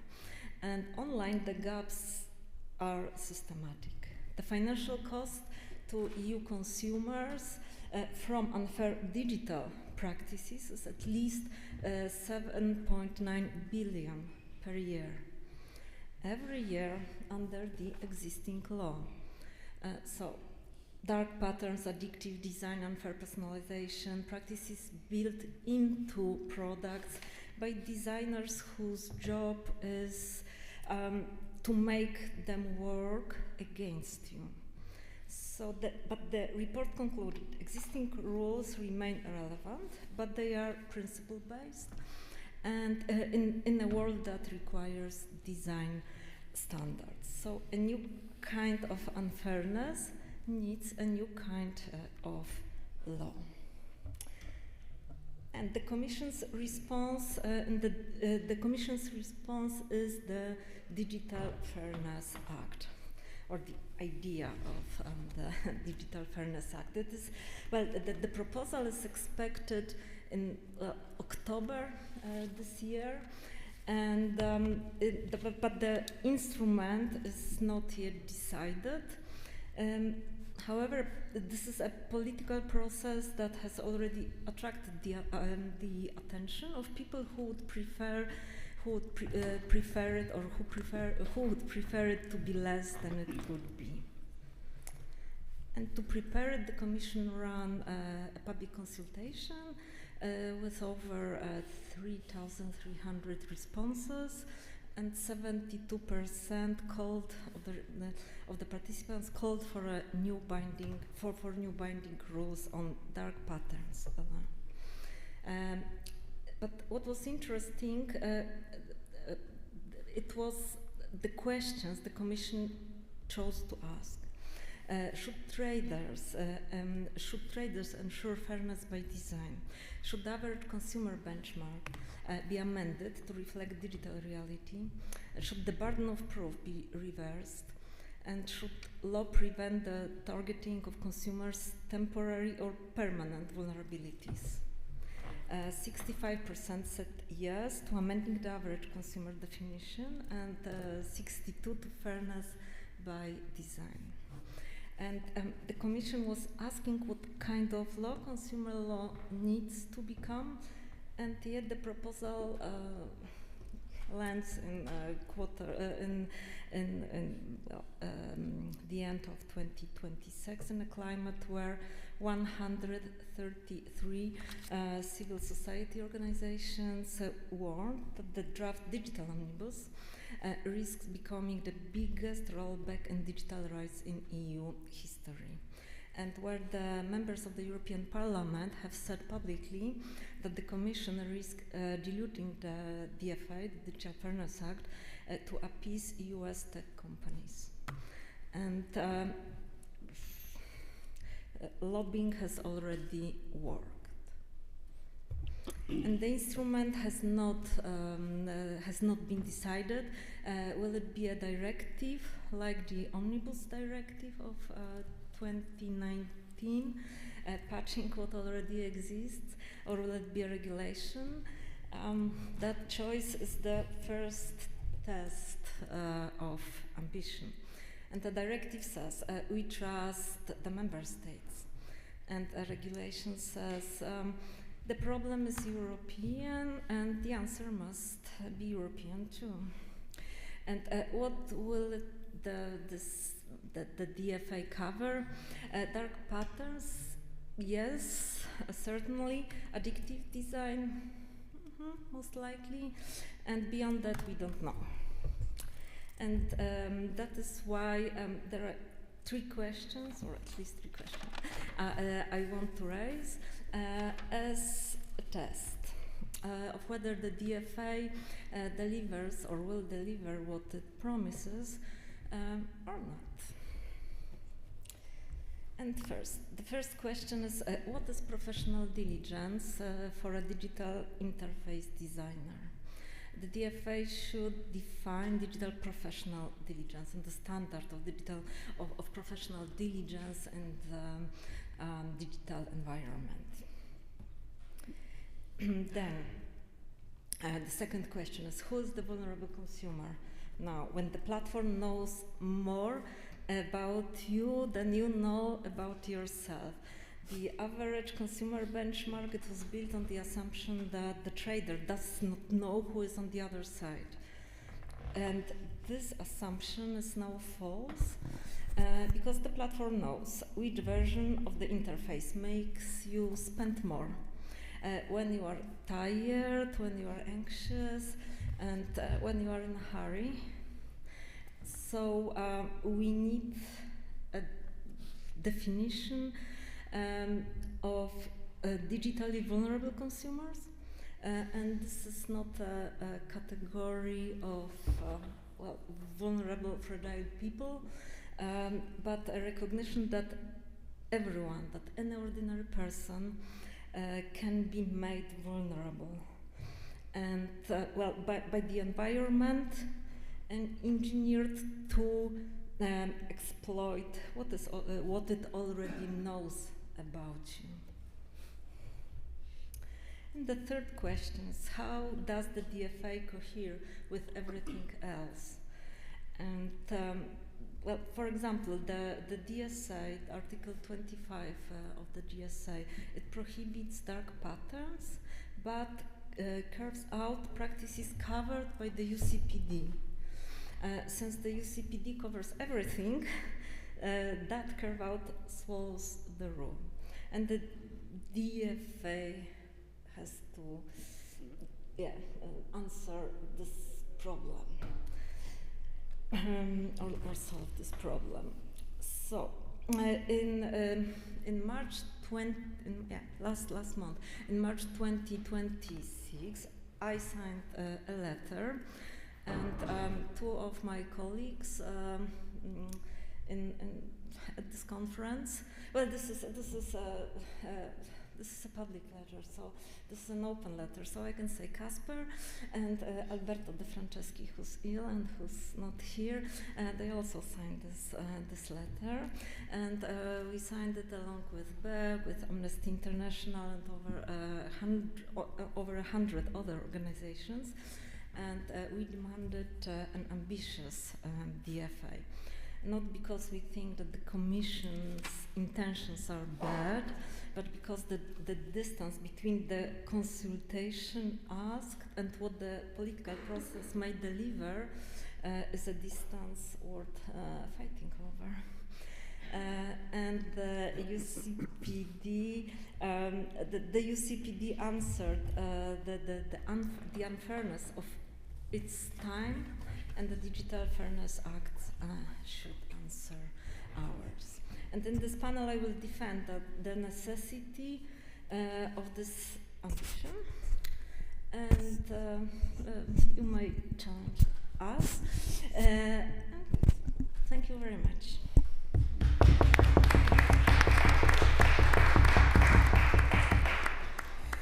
Thank you, Monica. If you let me, I would actually deliver my short keynote here, because I want to actually formulate this keynote as the start of our discussion, and also because I think Monica already covered a few of the things that I also wanted to say, and I might be repeating some of it, but from a different context maybe. My name is Tünde Göncel. I'm a lawyer at Dentons, so I am actually representing those companies who are, the subject, sometimes maybe the victim of all these regulatory initiatives and already existing legislation. And of course, I am also a little bit biased, but from a different perspective. So what we heard is that we need the DFA because these are new difficult times, so we need new regulation. And well, my question very simply is, of course, but do we really? because as we just heard also in this morning, we have the UCPD, and the UCPD can actually provide a very good, solid legal base for tackling most of the issues that we are talking about when we are thinking about the DFA. And I agree, we don't really know what the DFA might include. So basically we are guessing. And as Monica mentioned, it will be dark patterns, probably addictive design, most likely, and we don't really know. I mean, there are also other mentions about influencer marketing. That's really a big question, why, but I mean, that was also mentioned in terms of the DFA, and personalization. And I will not cover later influencer marketing, because I really think that if an authority wanted to deal with influencer marketing, it could. Obviously, we heard it happened in Italy, it's certainly happening in Hungary. And also, as we could see in Italy, I wanted to say that, okay, addictive design, that's really something new. That's really something that actually you cannot really deal with under the UCPD, but we just heard that the Italians did, so I guess it might be possible. It just hasn't happened yet in other jurisdictions. But of course, we all know that, I mean, the Italian, the Polish, the Dutch, and the Hungarian authorities are really very proactive and really implementing the UCPD, maybe sometimes a little bit overreaching what it was designed for, but still it works, because the national courts, and basically also if it comes to that quite rarely, but if it comes to that, even the European Court is also actually supporting this approach. So yeah, first question is, of course, do we really need this legislation? And why? Because, I mean, of course, if we have all these kind of legislations, then the competitiveness of European companies might be harmed. I think it's, I don't want to talk about it too much, because I think it's quite obvious. Of course, it can be also, there are arguments that it can be an advantage. The trustworthiness of the system, legal certainty, whatever. We have also arguments pro these kind of legislations. But I'm a little bit worried, and that was very interesting what Mr. Bak actually said, our co-chairman of the Hungarian authority, about how it is kind of easier to actually implement the legislation against those companies who will actually pay the fines because they are not from the US or China. And I think that actually it was interesting, because I think that the Hungarian authority actually goes against all those companies as well. So I mean, it doesn't mean that they are not trying, but still we feel also sometimes that, yeah, it is sometimes it's the easier way to go, to actually regulate those companies who are there, and then they pay those fines, they actually do all this compliance, and actually became less competitive against those companies who are, for example, from China, and don't really care about all these European legislations. And as I have to say, I mean, we are maybe in Hungary and in some of these countries are exceptions, because we are really trying to actually force them to also comply with these legislations. But if you think about it, it's not just the UCPD, we also have the platform regulations, we also have GDPR. So there are a lot of things that the company has to comply with. And if if the Commission, or well, the European Union is making a new legislation, then I think it should be really considered how to formulate the scopes of the existing legislation, and it's mainly the UCPD, because I think that with the DMA, the DSA, even the GDPR, the scope is more clear-cut. The UCPD is really covering basically everything. It is a very flexible solution, obviously, because authorities who are actually proactive can use it for a lot of things, as we said. I mean, like even innovatively, I would say. And so, of course, a proportional and enforceable regulation might be something that we need, and that will be, of course, discussed in this panel. But I think we have to be very cautious, and then I also wanted to mention some of the specific topics that has been also mentioned, and we will discuss some of them, but one I wanted to actually emphasize was the addictive design issue. I think everybody knows that in the US there is legislation or litigation against Meta and YouTube about addictive design, and I think it was not the first time, obviously, but it was the first time when a California jury basically agreed with the plaintiffs, and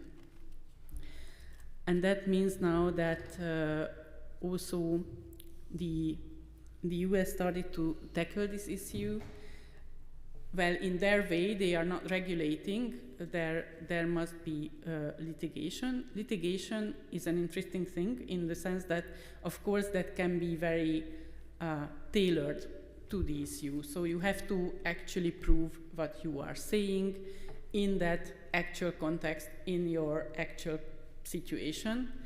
It's not like regulation. And of course, one of the questions that in Europe we know we like to regulate, but you have to find how to regulate these kind of things. And some of the things that Monica already raised are very important. For example, what is professional diligence in that sense, and how it can be actually regulated in a way that you can also enforce it. Because it will not be like the litigation. It's not like, and I know that everybody knows what these kind of addictive designs are. I suppose you know, like endless scrolling and inbuilt recommendations and things like that. So you basically, the thing is that you cannot stop, and you choose to do things that you wouldn't have chosen otherwise, and it becomes addictive. And I guess and of course, in that sense, vulnerable consumers, and in particular in this case as well in the US, minors are in the focus. So basically, that is something which as I said, I thought that maybe this is something where really the UCPD may have not been the best legal basis for dealing with it, but we will see what everybody is thinking about it. So that was basically my keynote, and I want to actually start the discussion with asking then the first question. What was this very, very simple one, that do we really need then the DFA? And if you think yes, then why? And please, I think that who should start? Yeah. Let's start here. Okay, let's start with okay. Because then we need the DFA. I can. You have already seen the evidence. 97% of the website, they apply their patterns. So and we have the UCPD. So what? I mean, If I can. yeah. Very. Yeah. Thanks for this crucial question about the need to have a new legislation. You know that the European Commission has developed a digital fairness check, and so in their opinion we need this new regulation. But we must answer also to another question. Actually, the UCPD is applied in all European member states in an effective way.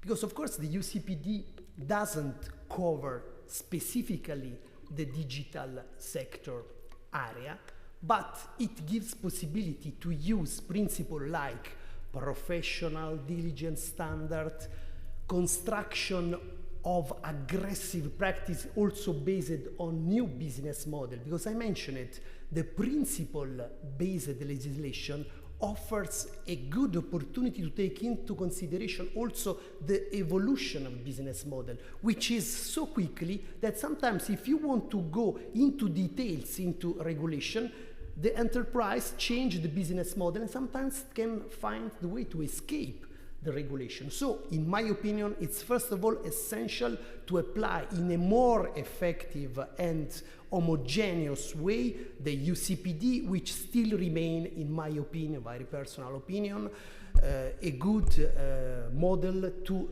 protect consumer. And the Italian experience give concrete example. I mentioned some, I cannot list all the decisions that we issued in the digital sector, but we developed so many decisions. Sometimes colleagues from other authorities ask, Antonio, can you send us detail about this investigation? Can you provide English? Because of course we offer this.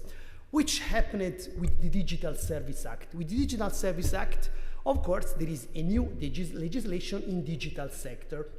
In many countries, the Digital Service Act was applied as Digital Service Coordinator by other authority outside the CPC network and outside, for example, the competence on the UCPD, with the exception, for example, of Netherlands. Netherlands is competent also under Digital Service Act, but in other member states, we are competent under UCPD and we are member of CPC network.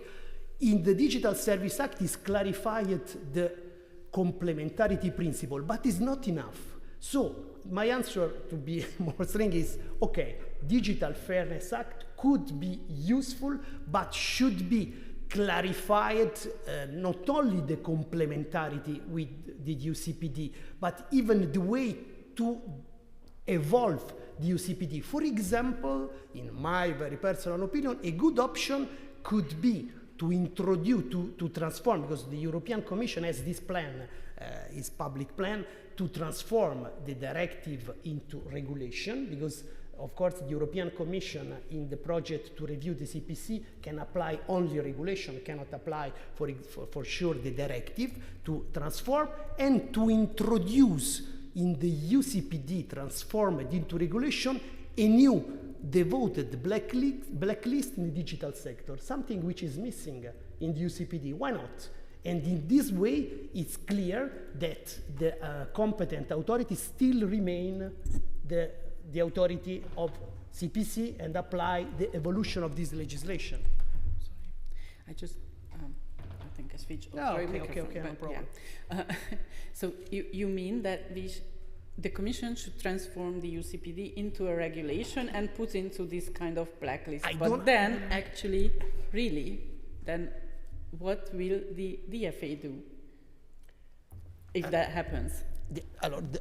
The plan actually is not clear. We don't have a legal text of Digital Fairness Act. We know only the principle that has been published in the public consultation. We know the evolution of professional digital, vulnerable consumer, the sector involved, which is online gaming, influencer market. So all the sector have been mentioned, even in details. But as Monica has very well stressed, we don't know the legal tool that the Commission will, in my very personal opinion, it will be not a directive, will be a new regulation, so they don't need transposition, and they can apply directly. So, why not? It's not clear, it's my very personal opinion, but why not? They want to, it's not my proposal to transform the regulation, they want, and they are asking to the European member states, do you agree on the transformation of the UCPD? Even Laszlo maybe received this question, do you agree about the transformation of the UCPD into regulation? Because otherwise the European Commission, in the perspective of a CPC reform, cannot apply. I can speak about this because it's a public question that have been proposed even online. We speak this with Polish colleagues about this. there are some concern, and we have similar concern, but we must understand this need. But why not? They can combine the two things, because they told us that the DFA should be in parallel with the potential CPC network reform, developing a new model to try to take into consideration cross-border infringements to better protect European consumer in the digital sector. So why not? In this way, transforming the directive and introducing a new blacklist would clarify that the same authorities will be competent also under the Digital Fairness Act, with a special focus on a new devoted blacklist in the digital sector, which complement the UCPD transforming into regulation. Of course, it's not my proposal, it's a plan of the European Commission. We don't need to transform because we apply in extensive way the regulation, and we interpret actually the UCPD in an extensive way. So do we need, but the European Commission needs this transformation. So this is the point. Yeah, well, I certainly agree that if there is a DFA, then it is a very reasonable idea to actually try to also change the UCPD, not to actually have different layers of for the same things. I think it's just really very reasonable. So, any different opinion on that? Yes.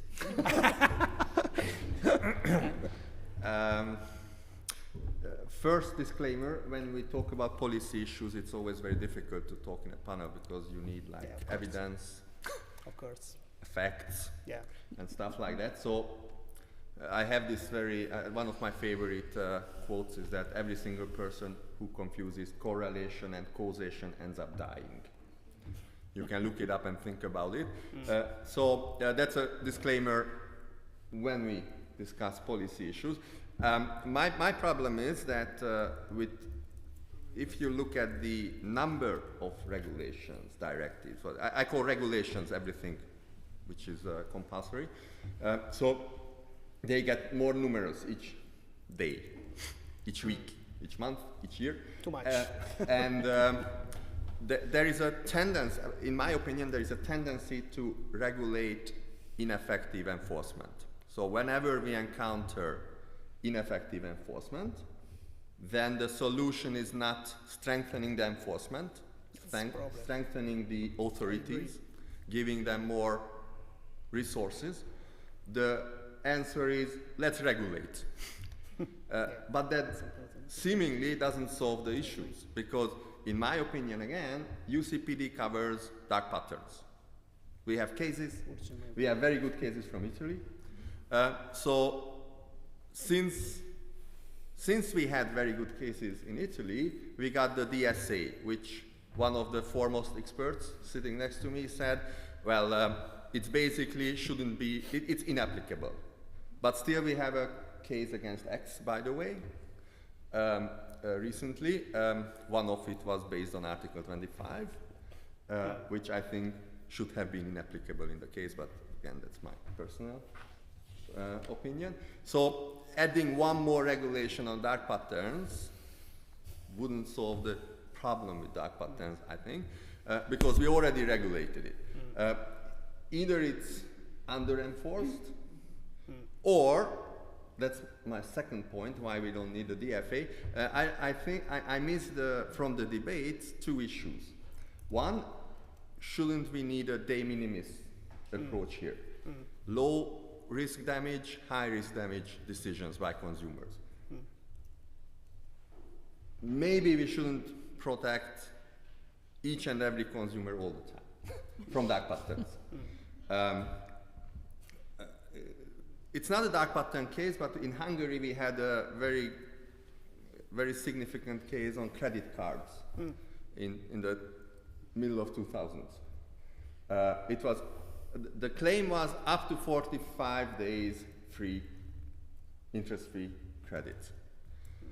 And the GVH said, well, this is misleading consumers because realistically, most of the consumers don't get 45 days free credit. because you don't tend to purchase on the first day of the period, which is this 45 days. But I think that decision contributed to the fact that we have very few credit cards in Hungary, which also contributes to less financial cautious consumers at the end of the day.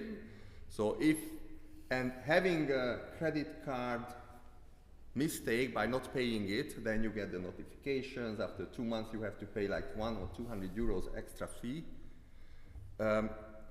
That's not such a big harm, but you get more financially educated consumers at the end of the day.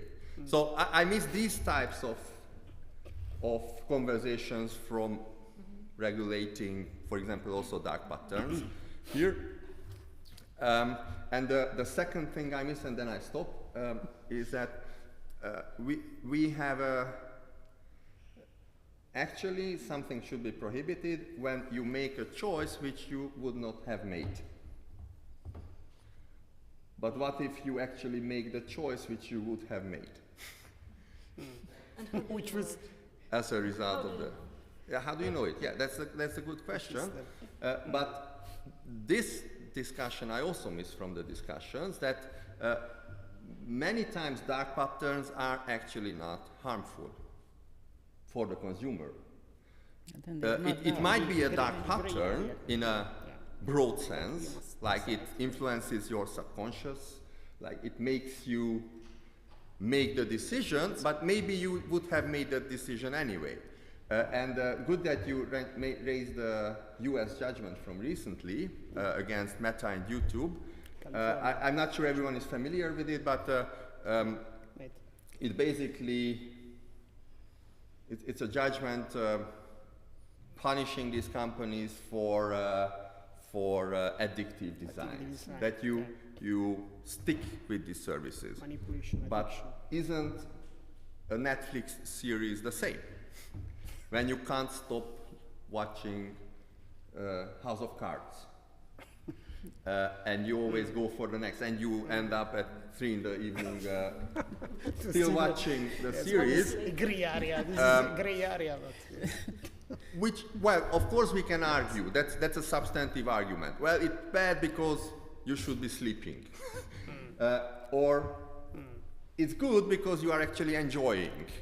Okay, but that's a substantive argument, but I also miss these parts of discussions from the arguments that sometimes actually making the decision is not bad or not harmful or a low risk damage at the end of the day. Therefore, we shouldn't over-regulate because of this.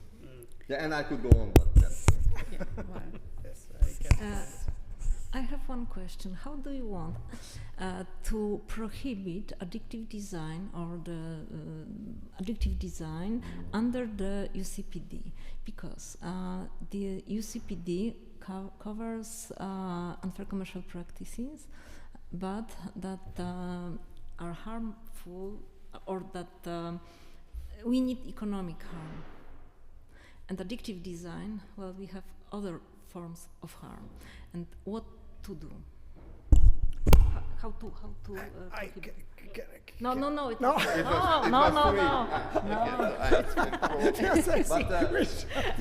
I will hand it over to you. No. I think you already made a so you suppose that addictive design is by default harmful. And it should be prohibited. I don't agree with that presumption in general. But we have been watching television, like sitting there like zombies for ages. Now we scroll with the phones. I know the harms, okay? So it is harmful if you constantly just scroll and scroll and scroll. But my approach is that we should be more cautious about education and not regulation. No. But the question, but Yeah. you don't answer my question. Yeah. Because I don't think it should be prohibited. That's my Okay, my in answer. general, it's okay, but it sometimes it is it should be, and how to prohibit it when we have the UCPD focusing on economic harm.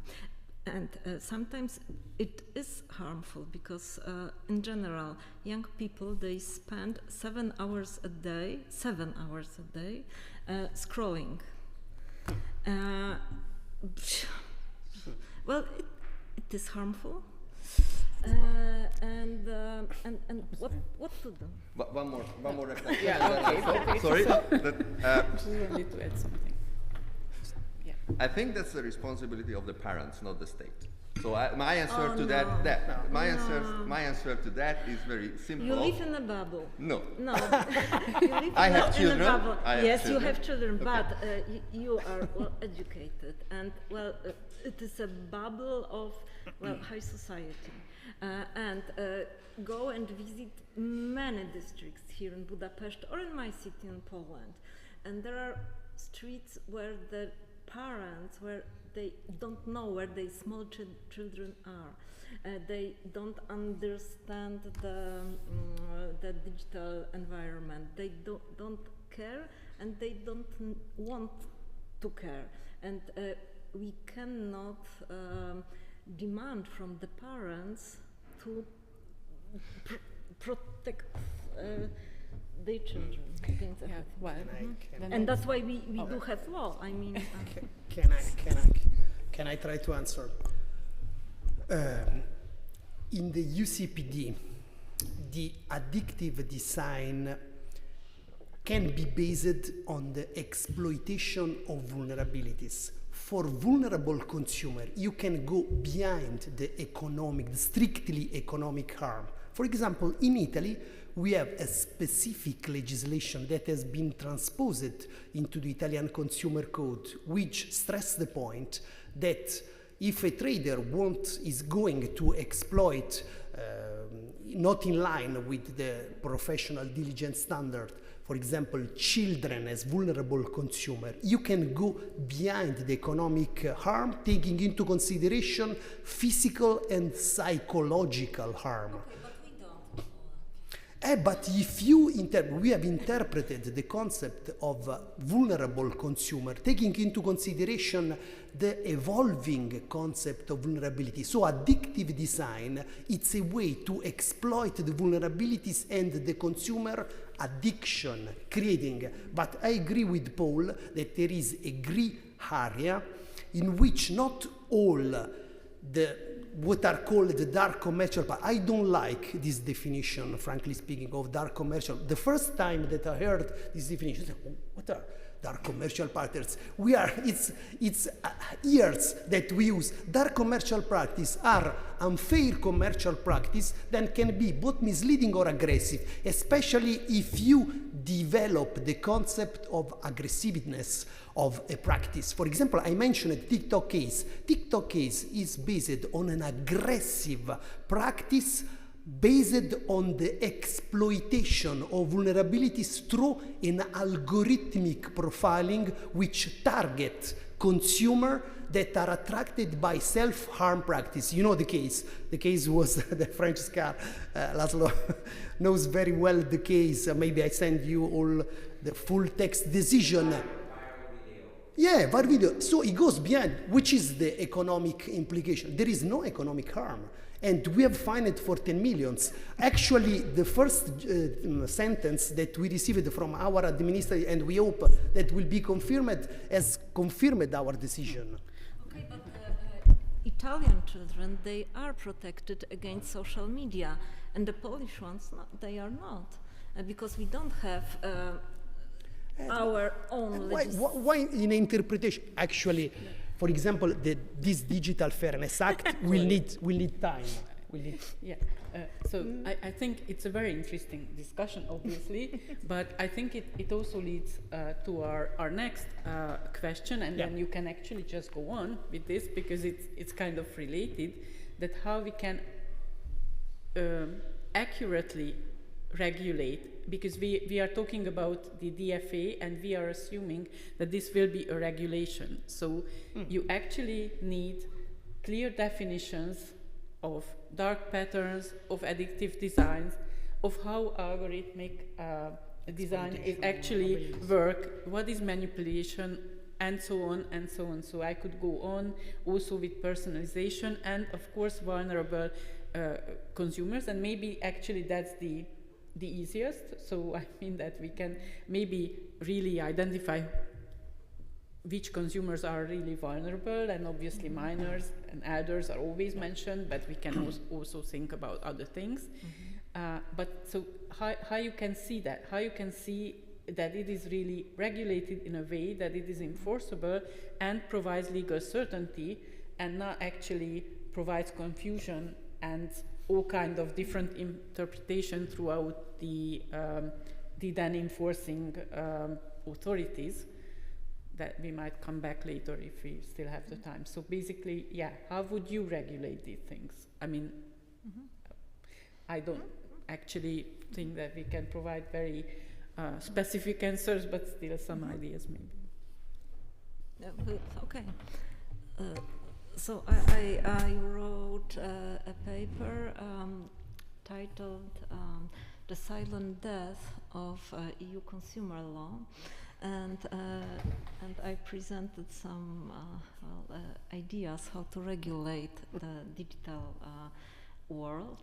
And well, my idea is, well, I would prefer a regulation rather than a directive, and a three-layered structure of this regulation, like the UCPD. So we have per se prohibitions, then specific prohibitions, and then a general clause, but a new general clause, not focusing on the economic interest.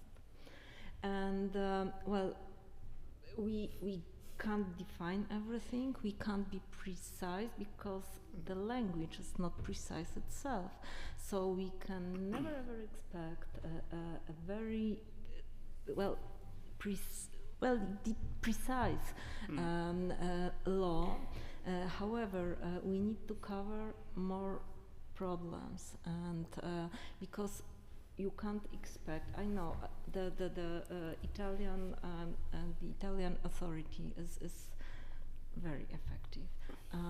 However, we can't expect the UCPD to be implemented in all jurisdictions like in Italy, and we can't expect other authorities, national authorities, to be like you are, and not to be afraid of platforms and big actors. So that's why we need a more concrete regulation, and it is not a transformation, it should not be a transformation of the UCPD, but a separate legal act. And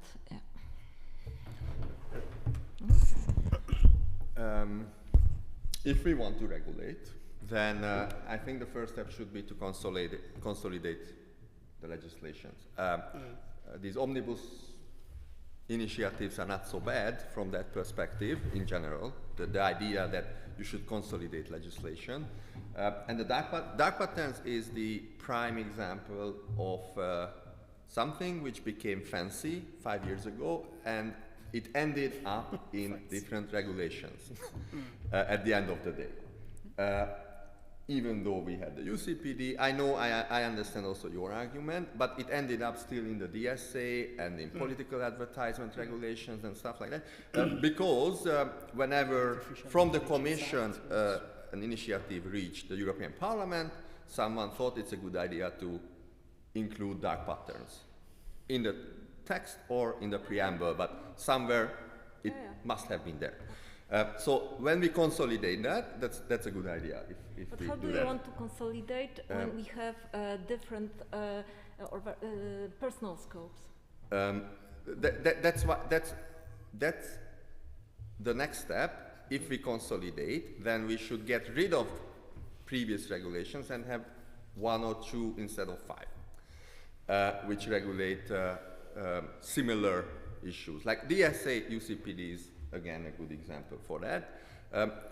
And I also have a problem with the argument that if one member state thinks these types of behaviors are super important, that doesn't mean that those who don't, they need to be regulated, because their policy choice was in the state that these types of issues does not warrant more strict enforcement.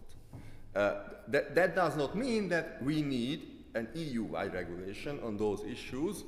We might or we might not, but simply the fact that one country is more conscious about certain issues, the other is not, that doesn't mean that we should have an EU-wide regulation on these topics. So if we regulate, we should consolidate and get rid of similar regulations in different legislations, for sure. If I can very shortly add something. First crucial point is that regulation in the digital sector going into strict details is not easy, because once again, I repeat, the evolution of business model creates problems in details of regulation in digital sector. And if you over-regulate, the traders can say, but I'm in line with your regulation detailed, because I respect this and this, but the evolution of business model find the way to sometimes even a possibility to escape this. So it's difficult to go into details. And some horizontal and principle-based legislation, in my very personal opinion, but is something which we have confirmed in the public consultation that we have developed in Italy, can be better placed. So I agree perfectly with you that very often it's a problem of ineffective enforcement in some European member states to protect national consumer, because it's a problem sometimes of legislation, lack of adequate investigation and enforcement power from some weak authorities, especially authorities which don't have direct fining powers and must rely on long external and fragmented judicial intervention, which needs long timing to apply and so on. So it's something which is well known. So regulation without effective enforcement is something not effective. But if the European Commission, and I think that has been confirmed even in the official 2030 agenda, want to go in this direction, the Digital Fairness Act will be confirmed for sure. So they think that we need maybe a way to combine this need is this idea. It's not my idea, it's an idea of the European Commission. If they want to transform also the UCPD, if they don't transform the UCPD into regulation, they cannot apply in light of the CPC reform and with direct enforcement power, like in competition model with many adaptation. But why not? To try to avoid the confusion that has been created by the Digital Service Act, because the Digital Service Act has created overlapping problems, because it states that it's complementary, but it doesn't clarify which is the best placed legislation sometimes, and it's up to another directorate of European Commission. It's up to DG Connect competence, not DG Justice and Consumer. So is different perception and covers some topics which goes behind consumer protection, are also problem of interoperability, stability, political involvement. Is something which goes behind consumer protection. We don't have competence, for example, to say if there is manipulation of social consensus of political. We don't want to take care about this problem because it goes behind consumer protection. The UCPD is strictly focused on consumer protection and way to protect the consumer. So one idea could be, if the European Commission will insist, and I think that they will insist about this transformation, to confirm the UCPD competence and to add, for example, a digital blacklist to clarify, especially for not effective authorities, that they will need some legislation to change their power, to be more effective, and they can apply because they need to have some blacklist. They are not very creative, like the Italian Competition and Market Authority, which apply in a brave way the interpretation of the UCPD, covering vulnerabilities, addiction, and something that you can see. And with the confirmation of judicial decision that luckily we had in Italy. So it's something can be used. We try to spread. We put this decision on the CPC. We try to share. Oh, sorry, I didn't want to. Okay. I didn't want to. Oh, no, okay, no, but something I close. We try to share this cooperation with CPC colleagues, but sometimes they say, Antonio, but for us it's difficult jurisdiction. How can we start an investigation against the China's platform like TikTok? Because for us it's difficult, we don't have this power, we don't have... In Italy, we apply this when they don't contest our jurisdiction. When we start investigation against TikTok, they apply Italian lawyer who assist them against the China's platform. In TikTok case, I mentioned this, we were able even to perform a down raids because we discovered that TikTok had a small office in Milan, and together with our financial police went there to check the email internally shared with TikTok. We imposed 10 million, TikTok paid 10 million. So the Italian treasury is very open. They don't pay big taxes, but at least they pay fines, and they cannot be also anti-competitive behaviors against other platforms which are more fair. So why not? There is sometimes no problem. You are exaggerating about difficult jurisdiction. The problem is that you don't have in some CPC member states adequate investigation and enforcement powers. And there is also a reputational problem about the effectiveness of your authority. Sorry, now we only have 10 minutes, really. And then there was this, actually, this was a very good introduction. The last question I wanted to raise was enforcement and how to do that. Even when the DFA has been discussed, it also came up that the Commission might actually get some direct enforcement powers, or will want that, and but then the report then mentioned that likely the existing national authorities will get the enforcement powers, and of course it's a question of which. And yeah, well, in Italy it may be a very well-working system. We also have our competition authority having this kind of powers, but it's not the only authority in Hungary having powers to actually implement the UCPD or the UCP Act. And that's actually quite a problem for a lot of companies, because they don't really know why the government offices, the Consumer Protection Authority, is enforcing UCP Act, and then the competition authority, and it's basically because the competition authority can kind of choose what they do, because they have a special jurisdiction, so they can actually define, well, the law defines some of the cases when the competition authority enforces the act, but then there is also quite wide discretion to say that, okay, this case is important also in competition, so we do that.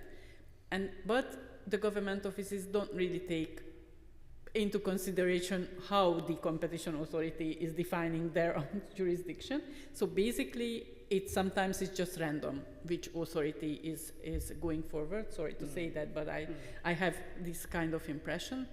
And of course, if there will be a DFA, and then whichever authority gets some kind of powers, or both, or we don't know how it will happen, then of course it may add to the confusion and legal uncertainty again. So I don't know, do you have an idea how to do that? What would be the best? Yeah. May I start? I would caution against giving this enforcement power to the European Commission. They are understaffed and they don't have the resources. But the national just look at competition cases from the last 5 years. Since we have the DSA, DMA, they just can't keep up with the work on competition issues, or they don't want to. That's another issue, maybe. But the number of cases, the number of cartels detected are much less. Maybe there are like hundreds in the pipeline. You never know. But most probably not. Giving the European Commission more powers without much more resources that would lead to under-enforcement again. So the second, and then I finish because we have not much time, I prefer regulatory experimentation to concentrated enforcement. So having 27 member states with like 50 authorities enforcing, that means we will have a very active Italian, a very strict German, a very lenient, I don't know, Estonian, whatever authority. And then they end up before courts, and then we will have a slower but maybe a more preferable outcome at the end of the day. But I think that traditional enforcement models, they are not very effective in the digital environment, and we should try to regulate differently.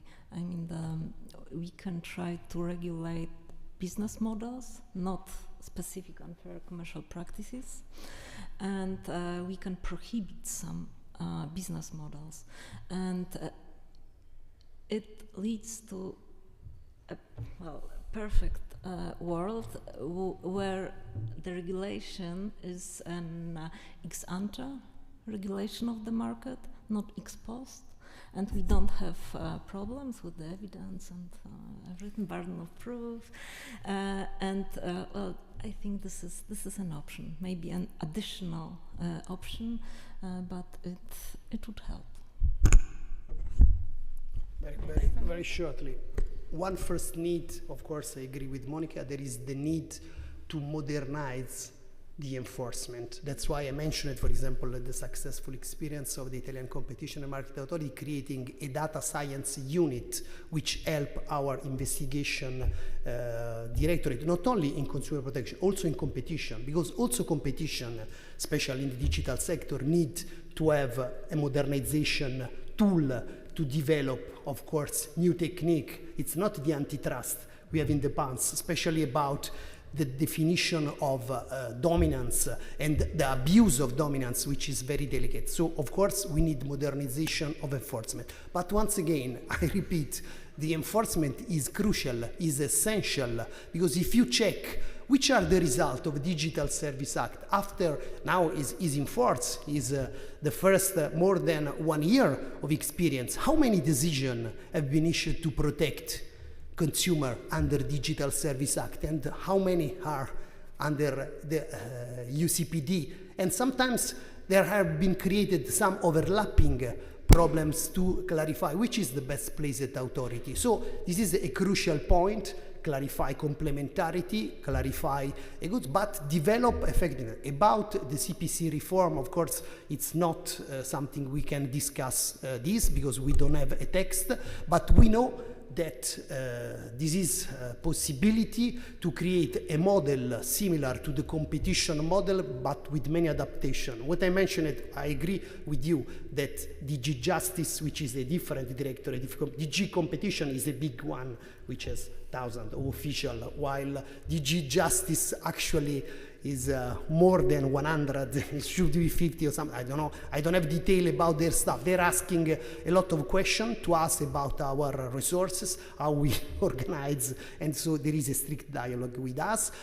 But maybe there is the possibility to start to act investigation and direct enforcement power only in very limited union dimension cases. This is the project, but I don't have details because we don't have the text, we don't have details about this CPC reform, but maybe it's not like in competition that they have power. They should have powers limited only to what they call big to big, so big cross-border infringement, very limited number of cases, for example, 2-3 cases developed by the European Commission. So, of course, there is also the plan to implement the stuff, but I agree with you that actually is understaffed for sure. So we don't have details we cannot discuss. But in this, maybe with some adaptation could work, especially for big cross-border infringements. But we will see the text and the plan, which should be. Thank you. Of course, we could go on with that, and could have discussed all kind of potential infringements or practices or whatever, but our time is almost up, so I just want to ask whether you have any questions or comments.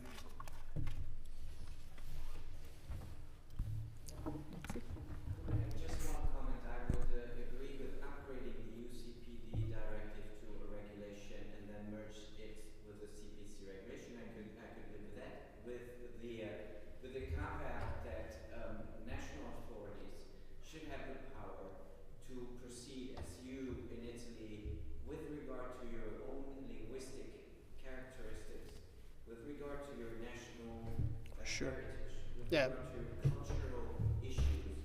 That's right. And I think that's a very important thing to have the low-level subsidiarity, which I think is very Yeah. important in these cases. And you said there should be a risk-based approach, I guess in the AI Act, for example. I mean, the UCPD initially says that you should tackle problematic commercial practices which have an appreciable effect on the transactional position.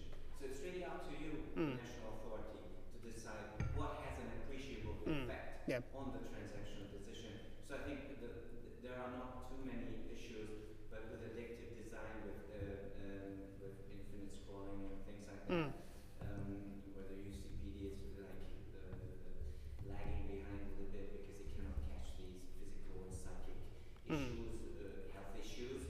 There you need the modernization, and there's a thumb rule: if you have a new regulation, you should deregulate another one. So Yeah, I perfectly agree. Yeah. Well, any other questions or comments? So Laszlo's one was actually a perfect one to end this discussion, and thank you very much. And thank you for your attention.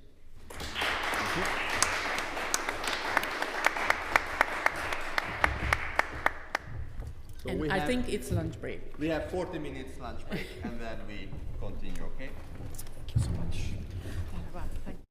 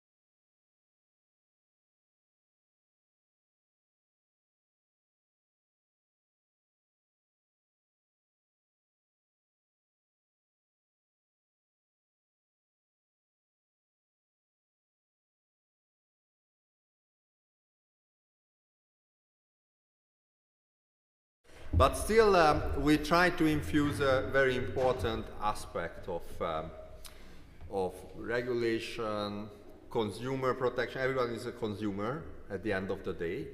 So we try to infuse a different perspective now with this panel, not a traditional one. And we have a very distinguished panel for that. So it's the right mix. I will talk less than previously. My job is to ask questions. I will start from here. We have János Pap, who is associate professor at the university here, teaching media law, private law, some aspects of commercial law and everything related. But he also works at the Nemzeti Média és Hírközlési Hatóság, the Hungarian, what was the Media and Communications Authority. Media Authority.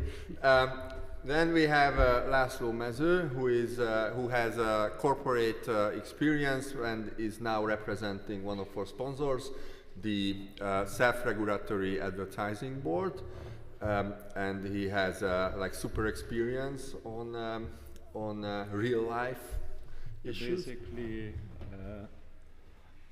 I am the cuckoo egg here, or the other side of the coin, because I don't have any kind of legal background. I am a media agency lead for over 30 years, and this is how I represent EARTH here, and also the Hungarian Advertising Association and the Association of the Communication Agencies. So I can bring you rather the business side, the big brands, the audience, the consumers, and how the different market players act with them. And we have Kasper Drazewski, who is an academic and a regulatory expert. Most of you probably know. Yesterday we discussed we don't know how to actually pronounce Böck, but he had a lot to do with Böck, Beuk, and stuff like that. Okay, so and the keynote speech will be delivered by János, who will give us the first impressions about the topic. Thank you. Thank you very much. Yes, my main research field is in freedom of expression and media law, so I will certainly speak about competition law and of course the connection between competition law and media law. And let me start with that. Yeah, my talk will be somewhat theoretical in nature, and I am aware that it may not tell this audience anything radically new, but I think there's value in it. I think there's value in time to time stepping back a little and you know, pausing a moment and try to identify the larger regulatory trends in this area. My main starting point is that, of course, it's a cliche that relationship between freedom of expression and competition law has changed in a very dramatic way, which is really easy to describe but hard to understand fully. And these two areas used to operate separately because freedom of expression focused on limiting of state interference to speech, and competition law focused on correcting market failures, and they used to be different concepts, different tools, different types of problems. But today they are increasingly dealing with the, thank you. So they are increasingly dealing with the same issues, and that is, of course, how digital platforms shape our public communications. Because these large online platforms are, of course, no longer just technical intermediaries. They organize content. They do not simply just transmit information, but they structural visibility. They decide what appears first, what is recommended. So, in other words, they organize our attention. And the key question is not only whether speech is restricted or not, but how does the speech becomes visible for the audience. And what determines whether a message reaches a wide audience or not, who controls that process, and what's happening in between the two. So my main point of today's keynote is that we are moving from a content-based understanding of platform regulation to a design-based one. And in a traditional regulatory model, law focused on content. We looked at individual pieces of speech and asked whether they are lawful or unlawful. And if this is defamation, if this is libel, if this is hate speech, this is dangerous to children and minors, but we only focused on the content itself. And of course, we decided that, of course, if you upload something unlawful, you are reliable for that. But the question was always whether or not the intermediary is liable for that content or not. But I think we are moving from this perspective, and that's why I came into this picture. This is why I'm a scholar in free speech issues talking today, because this old model still exists, but is no longer sufficient, because the most important effects of platforms do not come from individually pieces of content, they come from how these platforms are built. And let me just give you an example. Imagine two different platforms with the exact same content. One is just chronological feed, and you have, after any, I don't know, 10 posts, you have to click next and see the content. That's how they worked previously.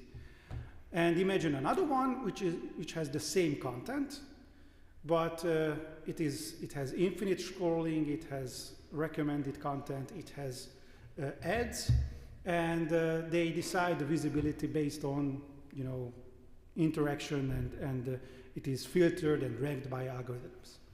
The content is the same, and for the first one, you can say that, okay, this was always the case. This is just like newspaper. This is just like a book or something. But the next one, everybody says, oh, it's addictive.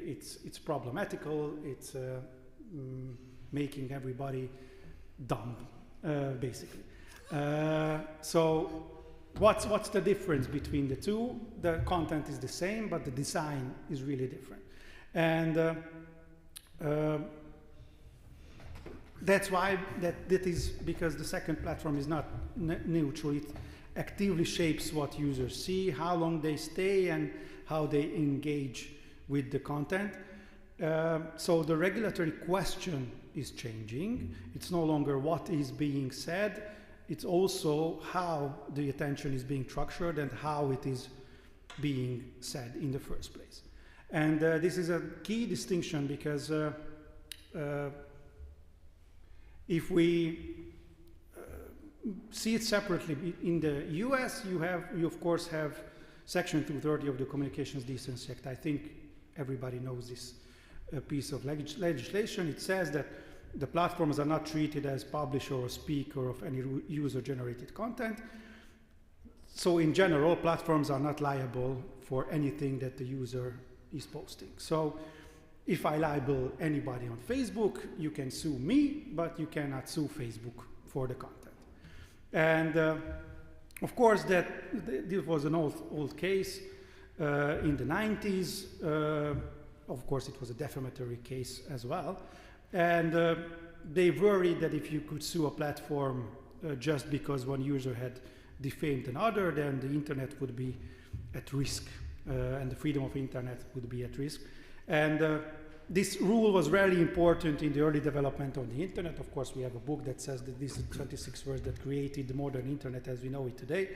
And for 30 years, Section 230 has shielded platforms from liability for nearly everything that the users do, from defamation to drug sales to incitement to hatred. And of course, the First Amendment protected these types of speeches. of course, there was the case in Gonzalez versus Google, where the question was, can YouTube be liable for recommending terrorist content? And the argument was that it's not the same as hosting, it's an active step, recommending. And the platform is not just displaying content, but selecting and promoting terrorist content. However, the Supreme Court said that no, but basically they held that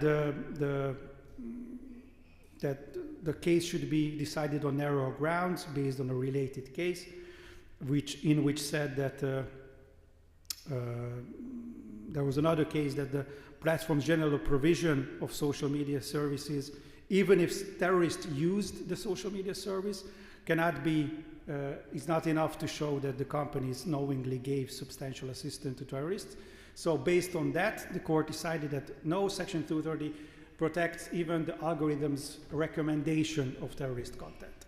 So, and of course there was the other case in Moody versus NetChoice, where a state law tried to regulate how platforms moderate content, but the Supreme Court said that the platform decisions of selecting and arranging content is protected as part of the platform's own expression.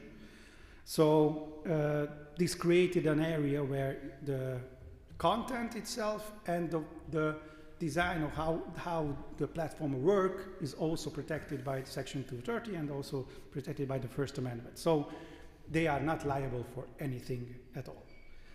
And there was a shift in recent cases, which was mentioned today, and recent litigation concerning mental health of the youth, of mental health of teenagers, where the plaintiffs argue that the platforms are designed in a way that creates harmful patterns of use. This, of course, features as things as infinite scrolling, recommendation system, notification structure. So the argument is not that a specific post caused harm. The argument is that the system encourages excessive use, repeated exposure, and harmful behavioral patterns. This is really a different kind of claim, and it is not dependent on identifying a specific piece of harmful content. It focuses on how the system operates as a whole. And we can see in other cases, in Instagram-related cases, where internal research showed that the work of how certain features could negatively affect some young users. And this research became an important evidence that showed that the company was aware of potential risks. And the legal claim becomes much more stronger, says that not only was the system harmful, but the company knew about it and did nothing. So as a private law teacher, I think it brings a case much closer to product liability than digital platform works, because the platform is no longer seen as a passive intermediary. And of course, this was again strengthened by another case in New Mexico against Meta, where certain allegations said that despite documented internal awareness of systemic risk, failed to adopt adequate safeguards to protect minors. And the case was framed under consumer protection laws. And these verdicts are important because they appear to demonstrate a clear shift that people who believe they were harmed by the platforms only have to prove that the harms that they experienced resulted from the way the platforms is designed. Not because of specific content, but because of the design itself. And of course, this means recommendation algorithms, beauty filters, infinite scrolling, autoplays, and streaks like Duolingo's streaks, and so on, which they argue that it's not a speech per se, so it's not a free speech question. It's a question of designing, of consumer protection, of, like I said, like product liability. And of course, in the EU, we also have the same issue with the DSA, which says that, of course, the DSA introduces a system of, focuses on systemic risk assessment and risk mitigation for very large online platforms. And the European Commission's actions against TikTok is based on the same principles. The features was considered as like the possible sources of risks, and especially for minors. And the key thing is that these are not content issues, they are design issues. And they are viewed in a really different light. But my question is, and also other people's question is, that can design itself be harmful? And Mike Mesnick wrote a really interesting piece on this, that imagine for a second that here's a thought experiment. Imagine Instagram, but every single post is a video of paint drying. Every single post is really boring. Same infinite scroll, same autoplay, same algorithmic recommendations, same notification system, everything is the same. Is anyone becoming addicted? Does anybody sue? Does anybody saying that we became harmed, or we should protect children from the paint drying? No, because the content is boring. So it's not easy to say that, okay, infinite scrolling is harmful for children, but not it in itself, because they are both important things. On face value, I think it's a compelling argument that the paint drying is not dangerous, but if you ran this experiment the other way, what if you keep the content so what if you kept the content of a problematic Instagram feed identical, but served in an app where you had to tap every single time you want to see the next one, and it doesn't send you notification, and so on and so on and so on. So let's change the direction in the opposite way. So there is addictive beauty content and so on, like we say that it's more harmful, but we take away infinite scrolling, we take away notification, we take away every design element. Would we say that it's okay to use this platform? I think it depends on your, I don't know, sensitivity, but we see that these are not separate issues. These have to be considered together, because design in itself is not harmful, and the content itself is, there's the specific area where you say that it's lawful but awful, so it's not strictly illegal, but not, really heartwarming content. But if you present it in a way that it's not addictive, they still can cause harm. So I think this question needs to be viewed in a single way, not separate ways. And of course, these free speech issues do not arise only from the side of the users, but they can arise on the side of the platforms, because in a constitutional law way, the platforms monitoring, moderation, ranking, and so on can be described as a part of the platform's own editorial freedom. And at the same time, they rely on the First Amendment. They argue that their decision about moderation and ranking is part of their own free expression. And so, on one hand, the platforms are not responsible for the content. On the other hand, they have broad freedom to control what is organized. And it creates a gap that makes regulatory questions more difficult, because we want to protect the speech interest of users, but at the same time, we also limiting the platform's own speech, which, okay, there's a really strong argument that we should do this, because they can cause more harm. But from a market perspective, this raises an important question that is this create a workable model for platform governance, or does it produce a structure that is legally and economically hard to sustain?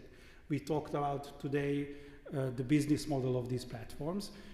Can the regulation force a private company to change its business model just because we think that it's harmful for certain groups of people, or can be used in a way that is harmful for many people? Of course, the DSA deals with this issue in a very, I don't know how to say, like not so great way. Article 14 says that the platforms should, when they use their terms and conditions, they have to act in a diligent, objective, and proportionate manner with due regard to rights and legitimate interests of all parties, including fundamental rights of freedom of expression. So the DSA says a great deal about how platforms must implement and enforce their rules, which is quite unclear. How do you respect the freedom of expression where you are moderating someone? But on the other hand, it says nothing about those rules that may, what those rules, what terms and conditions can say or not say. So I, as a private person, can start a social media platform tomorrow where you can only post pictures of cats. And if you post a dog, I will block you and I will, I don't know, terminate your account. Can I do that? Why not? Does it make a difference if 100 people uses my site or I don't know, 2 billion people uses my site? No.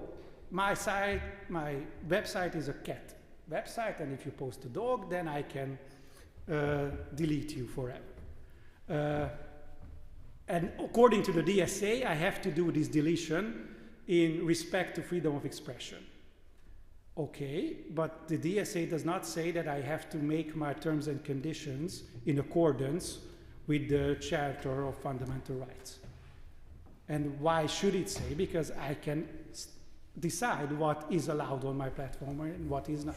So it creates a question, it creates I don't know how to describe it, like in academic terms, but it's a quite nonsense, because I have the freedom to decide what I'm allowing on my site and not, but if I moderate, I have to respect everybody's freedom of expression. And the regulation does not deal with this question very lightly. Of course, the Hungarian National Communications Authority is the designated DSC in Hungary, and we asked the Commission of how to deal with these issues, what should we see or not, and they said, I mean, like they didn't send us a gift, like, but basically the answer was the same, that we will find out. This is the same answer of Article 53, where everybody has the right to turn to their respective DSC if they have a complaint. But what happens with that complaint is not in the DSA, and nobody knows what happens with that complaint. If it's being forwarded to the Commission, the Commission says thank you, and that's the end of the conversation, because the DSA doesn't say anything else. In just that the DSC should forward it. Okay, thank you. So we have some really good things in the DSA, but regarding freedom of expression is not one of them. We have this new model where we move from the law that focused mainly on content to moving to another newer model which recognizes that many of the most important effects of platforms do not come from the individual pieces of content, but they come from the system that distributes, rank, recommend, and amplify this content. So the legal question is changing. It's no longer what is being said, but also how visibility is organized, how attention is directed, and how user behavior is shaped over time. And the traditional model treated speech as the main objective, and the new model increasingly treats the architecture of speech as the main regulation. And what we're seeing today is not only the rise of a new regulatory technique, but also we are seeing changes how the law itself understands these problems. And there is one thing that I should add here, because it fits to this argument maybe too well, because just yesterday the Council of Europe adopted a new recommendation on online safety, and it says really clearly that the content rules and liability rules on their own cannot deal with the online environment at scale. And if we rely too heavy on them, we may end up with a selective enforcement. And this means that the move from content to design is not just something we see in academic speeches, but also in this, or in the US, but in the EU itself, and in this Council of Europe text as well. And it says that online risks do not arise from what the users say. They arise from platform design and platform operations. And this recommendation explicitly notes that design choices aimed at generating virality and user engagement may increase the visibility of content in ways that affect users' safety, human rights, social cohesion, and ultimately democracy. And that is in a way my whole argument in one sentence. I swear I wrote my speech before this recommendation came out. I think this confirms that if we try to govern the online sphere only through content removal and content liability, we will not only fall short, that we may also create new problems of freedom of expression. So the central challenge today is not only protect speech, it is to protect the conditions that make meaningful speech possible. And that means taking platform design, platform rules, and platforms' power all into account, all at the same time. And that's how the new regulatory regime should think about platform regulation. Thank you very much.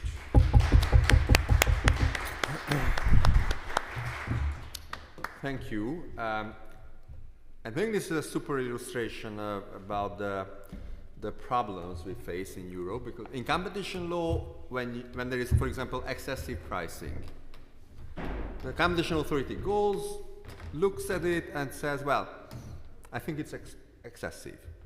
Okay, then what's the right price? We don't know. We don't design markets. We don't design what you should do. We know this is excessive. Come up with something.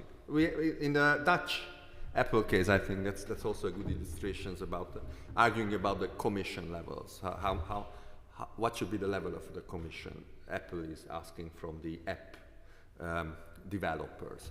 And well, we should not tell the exact thing, but we know this is wrong. And we face this problem here when we try to design businesses, design markets, design processes that, well, it's quite difficult. On the other hand, with minors, we know, well, they are a different kind of people than adults. We have a long tradition under the UCPD. They are vulnerable for biological reasons.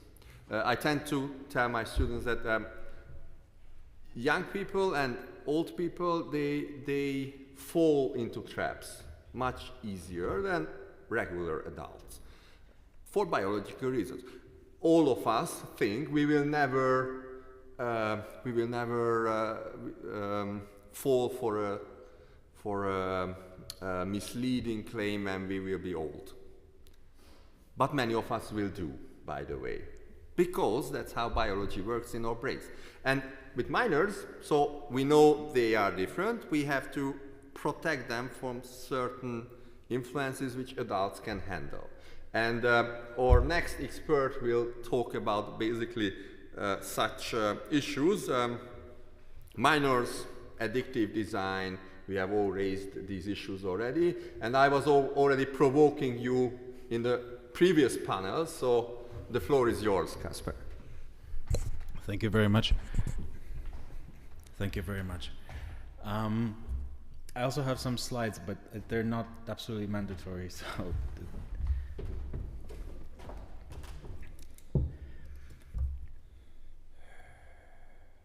maybe I sent them too late. They're on your email, but no worries. It's fine. Thank you very much for the kind invitation. Thank you very much for the opportunity to talk to you today. My name's Kasper Drążewski. I do have a very mixed background, it's true. I've been a lawyer, I've been an academic, I've been an activist, and then again an academic. The part that's particularly relevant to us meeting here today is that I was the coordinator of research and advocacy efforts on updating consumer law for the digital age, an initiative for BEUC, the European Consumer Organization, basically an umbrella bringing together 45 then, now it's 42 European consumer organizations. The initiative was later dubbed Digital Fairness. This gave me front row seats to some legislation being coined, most of the DG Connect discussions on new digital laws, advocacy supporting DG Justice, specifically Justice B2 unit, the one that was working on digital fairness, the fitness check later on, and at the beginning also the guidance, the revised guidance to the UCPD. It was my pleasure to be involved with first European Parliament report on addictive design in digital services. As you know, since then we've seen it. That particular resolution report turned into a resolution which was passed with staggering majority, which was quite illuminating, because in the advocacy stage we met a lot with the argument that it should be on the parents to cater for the children, to make sure that to keep an eye on what children are doing online. It's a matter for the parents, it's not for the state to regulate, it's not for regulators to step in. Eventually, the European Parliament resolution on addictive design was passed with 545 votes in favor, only 12 against. So very good news that was a nice day in December 23, I think, if I'm not mistaken. Then there was another resolution in November last year tackling similar points, with still a big majority in favor, although smaller, around 483. Now we also have the DSA guidelines on protection of minors, as you know. What I want to draw your attention to today is that we talk a lot about what we would like to see in the. Sorry, I'm looking at somehow my eyes are gravitating towards the Windows Explorer and on the tablets in here. We keep talking about how we should intervene. The European Parliament resolution of last November asked for a ban on addictive design features. It asks for a minimum age for social media, a very hot topic these days. Ethical by design defaults for design of choice environments, and protection against psychological damage, especially of children, and digital addiction.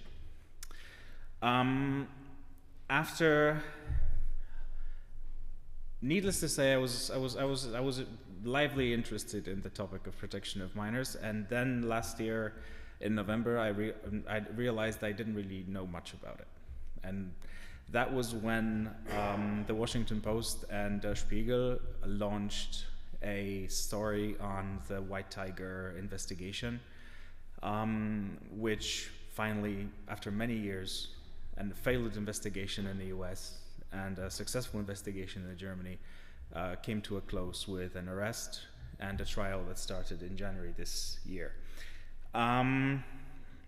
That is a gut-wrenching story about a medical student who, since the early years of high school, had been leading underground groups, trading in children's self-harm and suicide materials. They were grooming children, sometimes over the course of many years, to harm themselves, to kill themselves, and film it so that these materials could then become trophies for the groomers.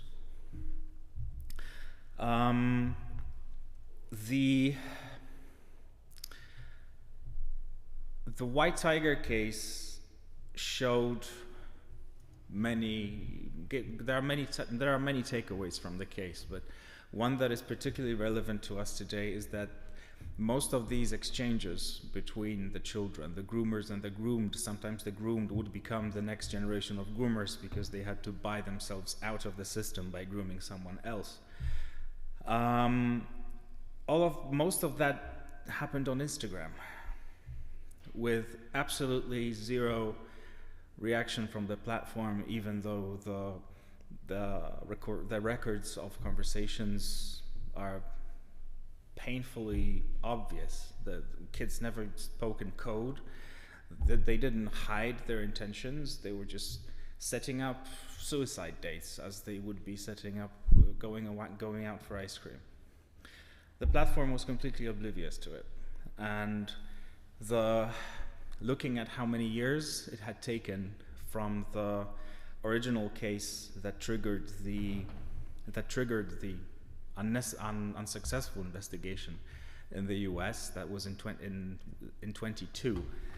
How many years had to pass for the perpetrator of that particular case to be arrested? The one actor in this chain of events that had the realistic and timely opportunity to do something to prevent harm was Meta, in that case, Instagram. And we all know that platforms are extremely good at recognizing types of content, types of speech, at categorizing content when there is an incentive. But the incentive is very often present, but it's an incentive to do nothing, because where engagement is monetized, the incentive is to keep the users active.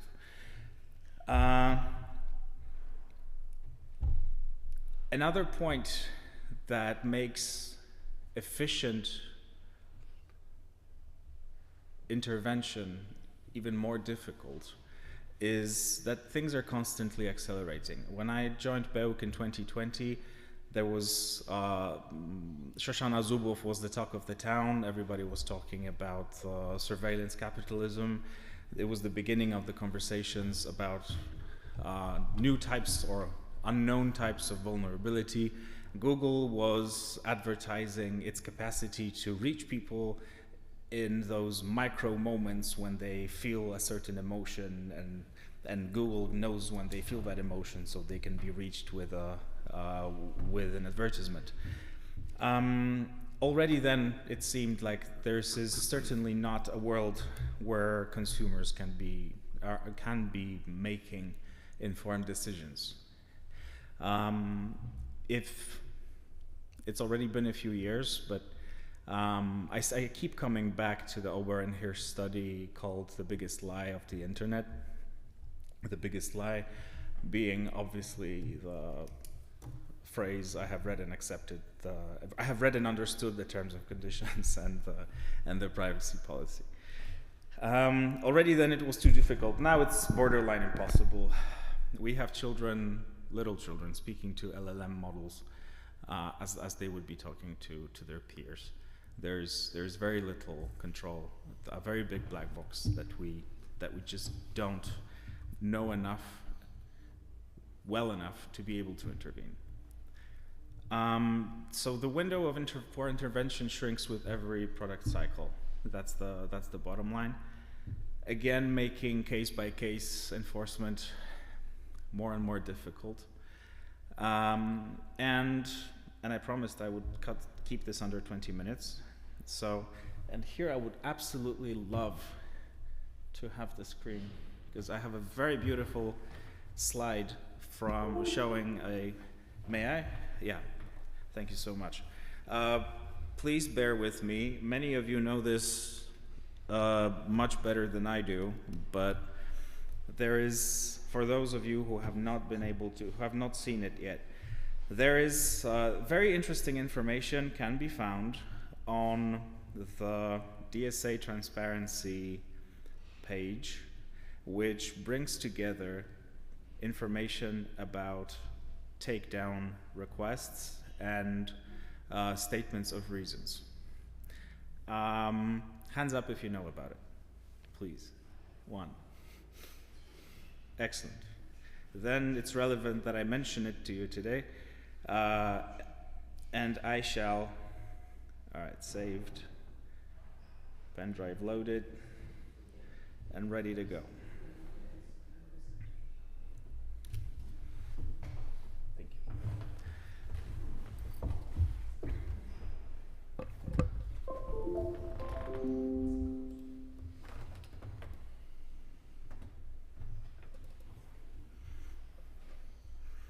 Brilliant. Thank you so much, pal. And sorry again about the late email.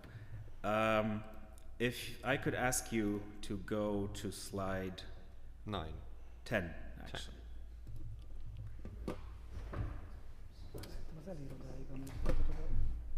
Is it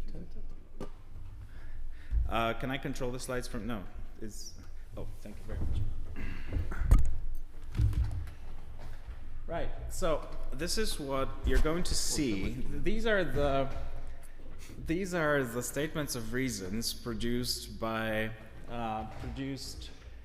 platforms, by very large online platforms. I have for the sake of this demonstration, I have limited the scope to the last 12 months and just the entities qualified as very large online platforms. I think it is very telling that there's one case where takedowns are processed in a timely and efficient manner, and that's where swift reaction is in the financial interests of the platform at hand. There's already, since this was brought on my radar, there had also been a study into the data of the transparency database, bringing shedding some light on how very often it is not that platforms don't react, but they react slowly. Sometimes it's a few days, sometimes it's a few weeks, sometimes it's a year. And it's important to note that if content gets removed after a month, after 2 months, it's irrelevant that it is removed. Also because it will probably prop up somewhere else and be cited, be shared, and then we play whack the weasel with viral content, which is completely pointless and a waste of resources. This is Lady Gaga, and Lady Gaga has a contract with a pharmaceutical company to advertise prescription medicines for pain, and I think in this case migraine. In 2024, there was a bit of this created a bit of an unpleasant situation for Margrethe Vestager, because she was asked, why the hell is Lady Gaga promoting prescription medicines in Europe when it is not permitted? And what is the Commission doing about it? And this was all the DSA, DMA were freshly out. They were still the talk of the town. So what do you do about it? Unfortunately, in a very measured response, Margrethe Vestager could only say that the Commission can only intervene after the platform fails to remove the content. I admit that was in 24. I remember reading headlines that a few months down the line the content was still there. Then I lost interest, and then I started checking again since last summer, and the content is still there. And at this point, it's completely irrelevant whether it's a new advertisement of the same pharmaceutical or whether it's the old one still being up. It's perfectly available. There's no age verification. There's nothing. You just have to. You can just find it on Google. We've already covered today, so I won't bear on this for too long. The regulatory gap between the DSA's prohibition on dark patterns and the carve out of the UCPD or the GDPR. So I'll skip this slide if you allow me. What is becoming quite obvious is that we're slowly running out of options to effectively protect vulnerable consumers online, and certainly minors. We cannot really count on the digital omnibus to actually make things any better. If anything, it's going to make things more difficult to if we want to protect individuals. It will, as you know, it's a completely different vector of regulatory intervention. We know that the DSA's framework is producing some results, but as the transparency data are showing, it's not the effect that we were hoping for. And again, it's my hypothesis that it's about the different incentives, but I cannot think of any better one. I'm counting on you to give me an alternative explanation in the discussion. So this means we really have to look back on consumer law. We have already spoken today about the new understanding of transactional decision that we've seen in the non-binding, unfortunately, guidance issued by the Commission in December 21. We have seen it applied by the Autorità Garante in Italy, but as we all know, the UCPD is enforced on a national level. Enforcement is fragmented. Some national authorities have a completely different view on what it means to be in a transaction. So it cannot really be counted upon to create a uniform framework anytime soon. Then there's the economic interest of consumers. Some of my colleagues claim that as long as the harm can be expressed in economic terms, and according to this hypothesis, if you were to look at psychological harm, you could also try and build a case that this also creates an economic ripple throughout your life. So there are many ways of approaching this, but this is certainly something that needs to be overcome, and this UCPD is stuck in this framing of protecting the economic interest of consumers. Then there's the case-by-case enforcement. That is something that I've been subtly hinting throughout my presentation, that it's maybe not always the best choice, especially in a fast-moving market and especially with fast-changing technologies. Constantly changing choice environments. It's not for humans to try and keep up with what algorithmically adapted choice environments are doing. And this leads to the discussion, it loops back into discussion of whether we're ready to formulate, as Professor Namysłowska said, something that would be a digital professional diligence, moving a step forward from our understanding of what we would expect a trader to deliver in terms of a standard of skill and care in the context of their trade, and given the unprecedented control and power that traders are endowed with in the online environment, at the risk of sounding a bit banal, with great power should come great responsibility. Sometimes examples of fairness by design already come up. Yesterday, Google Gmail asked me whether I want to unsubscribe from emails from Amazon because I haven't opened a single one in the last 3 months. I take it as a good sign. They're not risking any money by offering this, but they also sometimes add. When I was researching suicide content, they were also offering me psychological help and sending me addresses of practitioners that could help me if I'm in psychological dire straits. So, all in all, I would say that there is a very slow-paced change in how providers see themselves and their role, which is a good thing, but it is very slow, and sometimes it's a matter of acting before it is too late. You may be familiar with the study Driven into Darkness by Amnesty International. This was a behavioral empirical study where a number of fresh accounts were set up with TikTok to simulate the behavior of 13-year-old users. And this was done to monitor what types of content would appear as recommendations and how quickly. The first self-harm and the first content romanticizing suicide and advocating self-harm was usually found after about 30 minutes. And after the first hour of scrolling, it was quite recurrent. So, I would still, yes, we can hope for case-by-case enforcement, but ultimately things are moving fast, and we do need to be able to act before it is too late. Let's skip the digital omnibus because it's gotten enough of a beating in the course of our meeting today.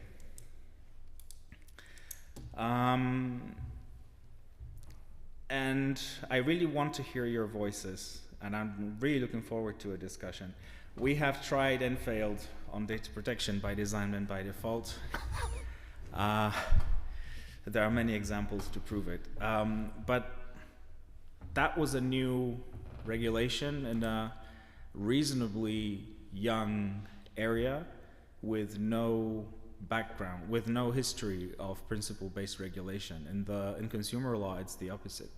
We've had a principle-based framework in consumer law for quite some time now. As it was said by one of the pioneers of digital fairness, regulating use cases is regulating the past. Whatever solutions we come up with need to be future-proof, and they need to be flexible. Otherwise, we're still going to be right.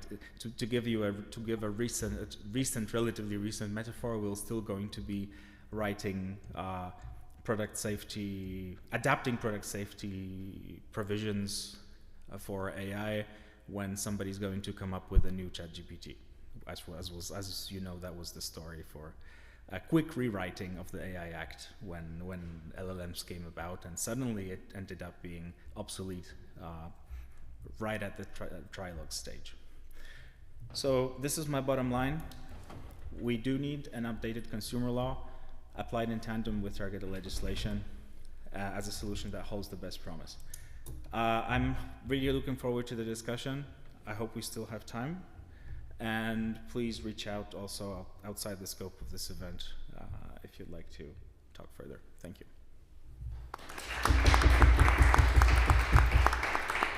Thank you. We will have the slides uploaded to the website. First, I give the floor to my colleagues if you want to reflect on each other, maybe.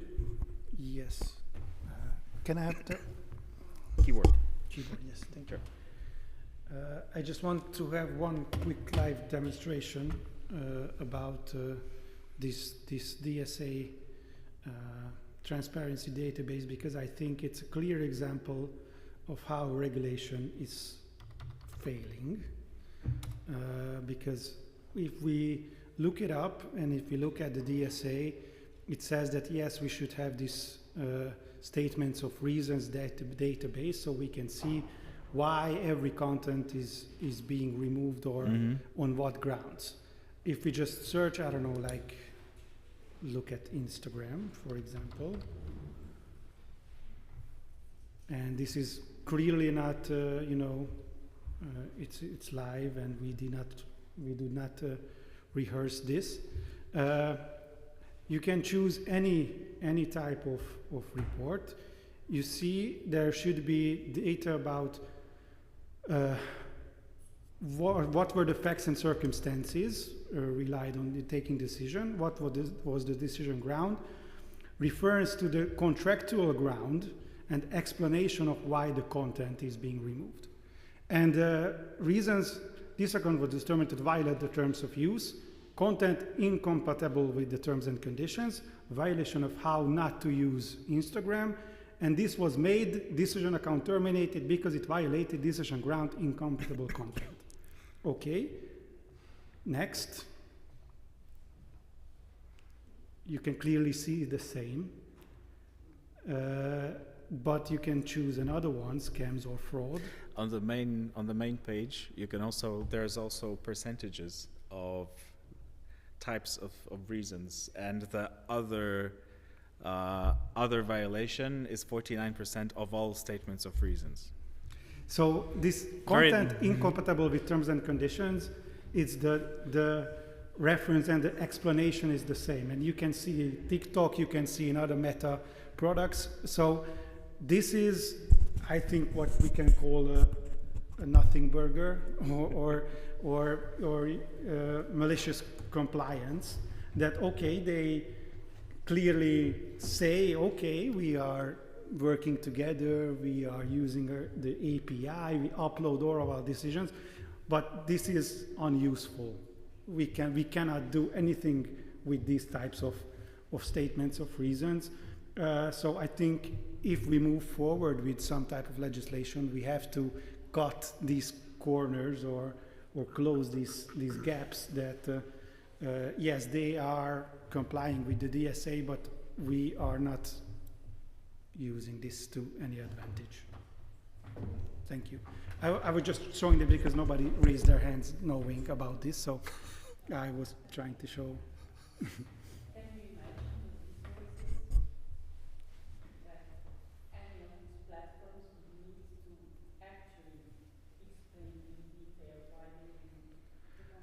Actually, I can. I can, because is anything more than this would be better. So in like just for example, if we can see category, like is it hate speech, is it disinformation, is it violation of I don't know, other type of like protection of minors or something, just one step forward would be better. Of course, the explanation of why the content is considered incompatible, I think, yes, that's a harder decision. That's a harder question. And that also reflects on the DSA's wording of how should we, interpret this wording. And on that case, I agree with you that it's a harder thing, but I can imagine the resource necessary to this to like have some type of, I don't know, I'm not familiar with the technical phrases, but some type of agent or LLM model that can, give some more explanation of why, because these are automated decisions. So the automation was based on something which we clearly cannot see. So if they can explain of the automation, I think it would be better. Laszlo? So I would like to join to this comment of Kasper that speed matters and that digital service iterate faster than legislation cycles. I cannot talk about legislation because I am not a lawyer, but I can talk about platforms and technology. And maybe it is good to mention that when we are talking about these platforms, what is the size and the power of these platforms? From the global advertising industry, currently Google takes roughly 30%. Roughly 30%. Altogether, the platforms take 80% of the advertising revenue. So they have more money than countries, first of all. The second is that we generate exabyte data per each day, which is mentally and physically beyond what we can handle. So human capacity is not designed for that. And just to give you a feeling what is the speed of these algorithms, I have an example here, which is not about platforms, it's about chess. And maybe you don't know that there are chess algorithms supporting the big chess players, and there is a yearly competition of the chess algorithms as well. This example I have here is 10 years old, so it is not the recent speedness of the algorithms. When there was one champion called Stockfish 8, and it dominated all the competitions in the computer chess competitions, where Google, who bought DeepMind, had a new player which was called AlphaZero. That was the first AI-based chess algorithm, and it didn't get anything else from humans than the capability to learn, and also what are the rules of the chess game. And it prepared for the competition with playing itself, so it played games with itself and learned from those games. And in 5th of December, they had the competition. The result was 28 wins for AlphaZero, 72 was draws, and 0 was won by Stockfish 8. My question, and I already mentioned this to some colleagues here, what was the time frame AlphaZero was playing with itself to beat the world champion? What do you think? Who believes that it was months? Weeks? It was 4 hours. In 4 hours, it played 44 million games. And if it is translated to humans, an ancient human chess player came out from the cave 180,000 years ago and started to play, and now finished the same. So 4 hours, 180,000 of years. So we cannot predict the speedness, how they can adapt and change, and this is one thing. The second is that they don't care about what we think about ourselves, because we are humans, therefore we are talking about stories, and we tell a story about ourselves, but we live online really our subconscious data. So all these algorithms know us better than we know ourselves.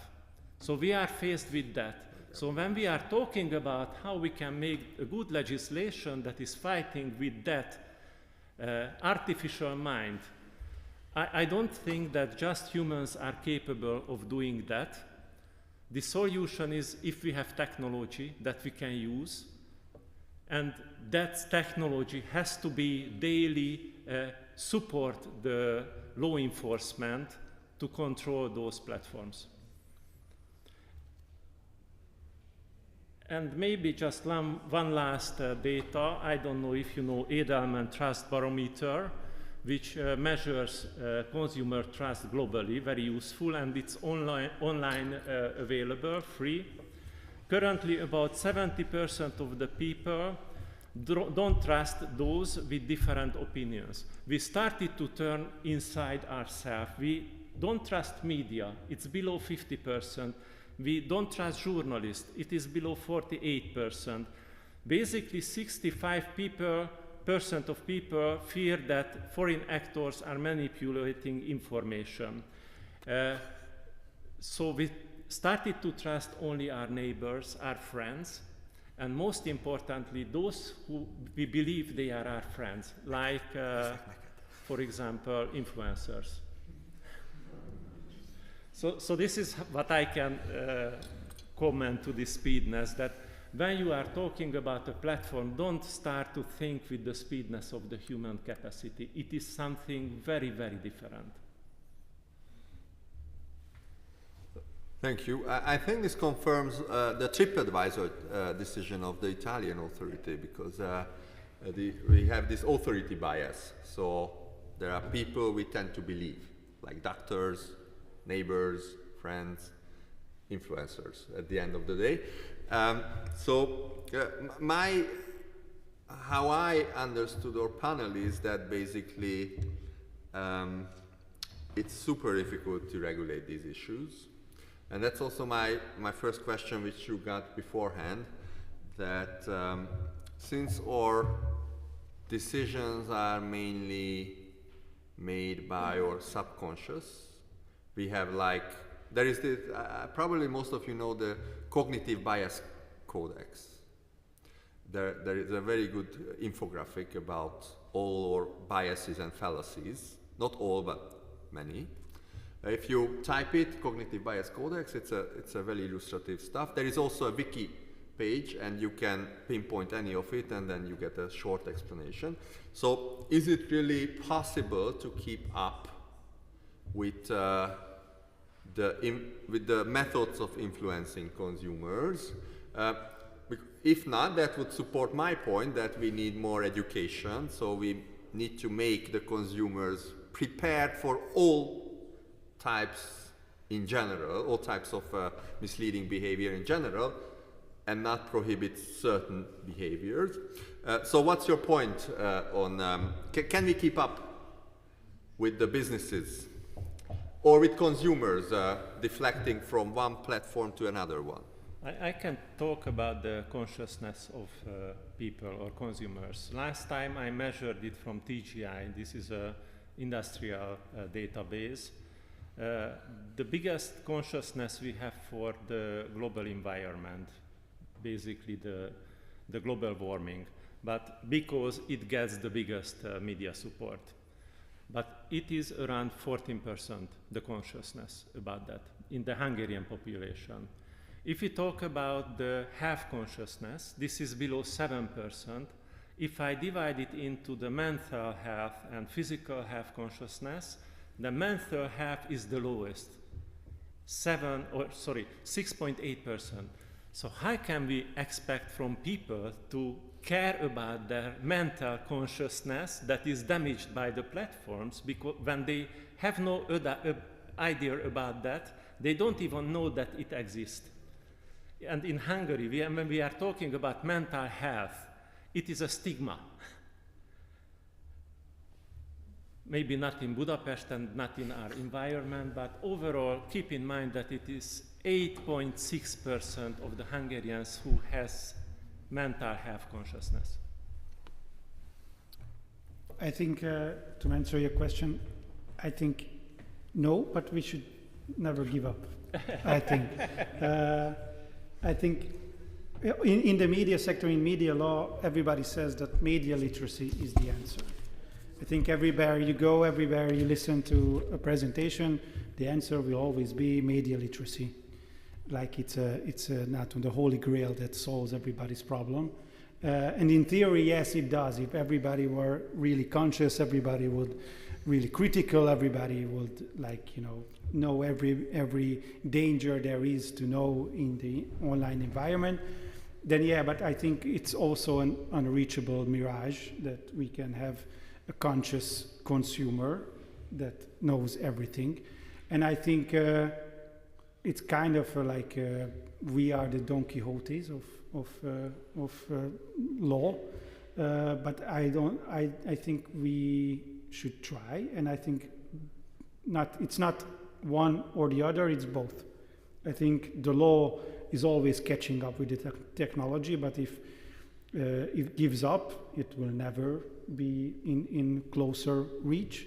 And I think consumer and media literacy is also an important. I think both should be really up high in the importance list.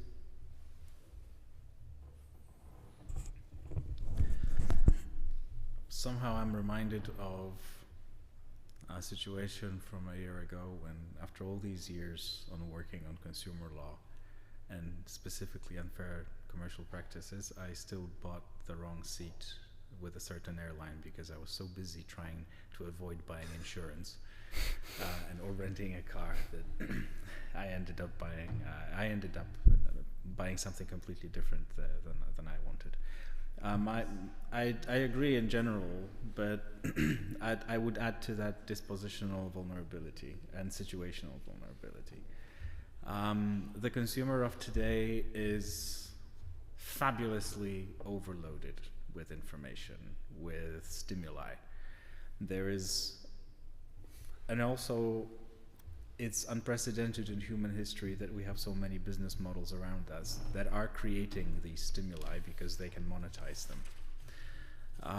We will, as a race, probably learn to deal with that over time, as we have dealt with many other things. There was a time when the printing press was novel, the radio, and it only took 2 world wars for us to reassess our values and learn and find a new stability and relative stability and the order that ensued. So I do believe, to quote my favorite movie of my childhood, that life will find a way. But question is, what price are we willing to pay? And it's a bit of and then by this I'm circling back to my presentation and showing how long it takes to react if we only want to be reactive. And otherwise, without fairness by design, without positive expectations of proactivity, we will never be able to keep up. And we should not expect the consumer to plug that gap, to start understanding terms and conditions, to start understanding privacy policies. On that one, in my first postdoc in 2019, I was working on Claudette. That was first edition. That was one of the first experiments for assessment of legality of contract terms and then privacy policies. This was developed at the EUI in collaboration with Bologna, and the Commission was not interested in funding it at the time because consumers using AI to fend for themselves were clearly not appealing as an idea. So we were a bit underfunded. The first iteration of the system, where the model was trained on just 100 terms of service documents from the most typical platforms, the model was really successful.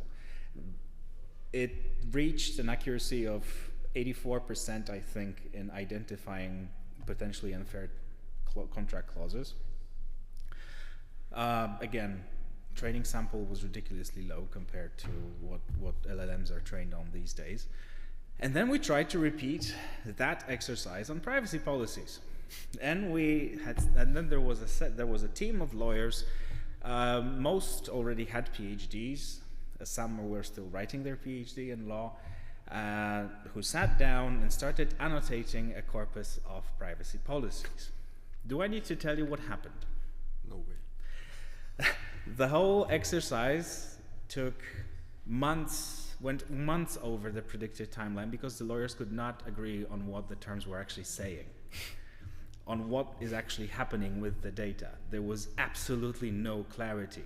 In some cases, the provider was extremely upfront, and we were lucky. That was like Christmas. When I saw one of the leading games providers say that we have no control over how our partners use your data, so if you're conscious about privacy, you should not use their social services.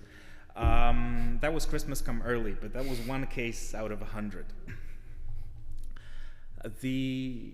This never worked properly. The model did not do well. I think we're actually slightly below random sample in terms of efficiency. It wasn't until I joined BEUC the year after and I saw the launch of a study by the Norwegian Consumer Council, the Forbrukerrådet, who had put hackers on the job of actually tracing data flows to see what actually was happening with the data that was timed with complaints that were launched on the same day. And then it turned out that and then when you already knew what was going on with the data and you compared that to the privacy policy, there was no misinformation there. It was perfectly accurate. They were sharing selected data with their trusted marketing partners. And if that turned out to have been a personal makeover app for little girls that was sharing data for whatever reason with Donald Trump's re-election campaign, fine, trusted marketing partner apparently.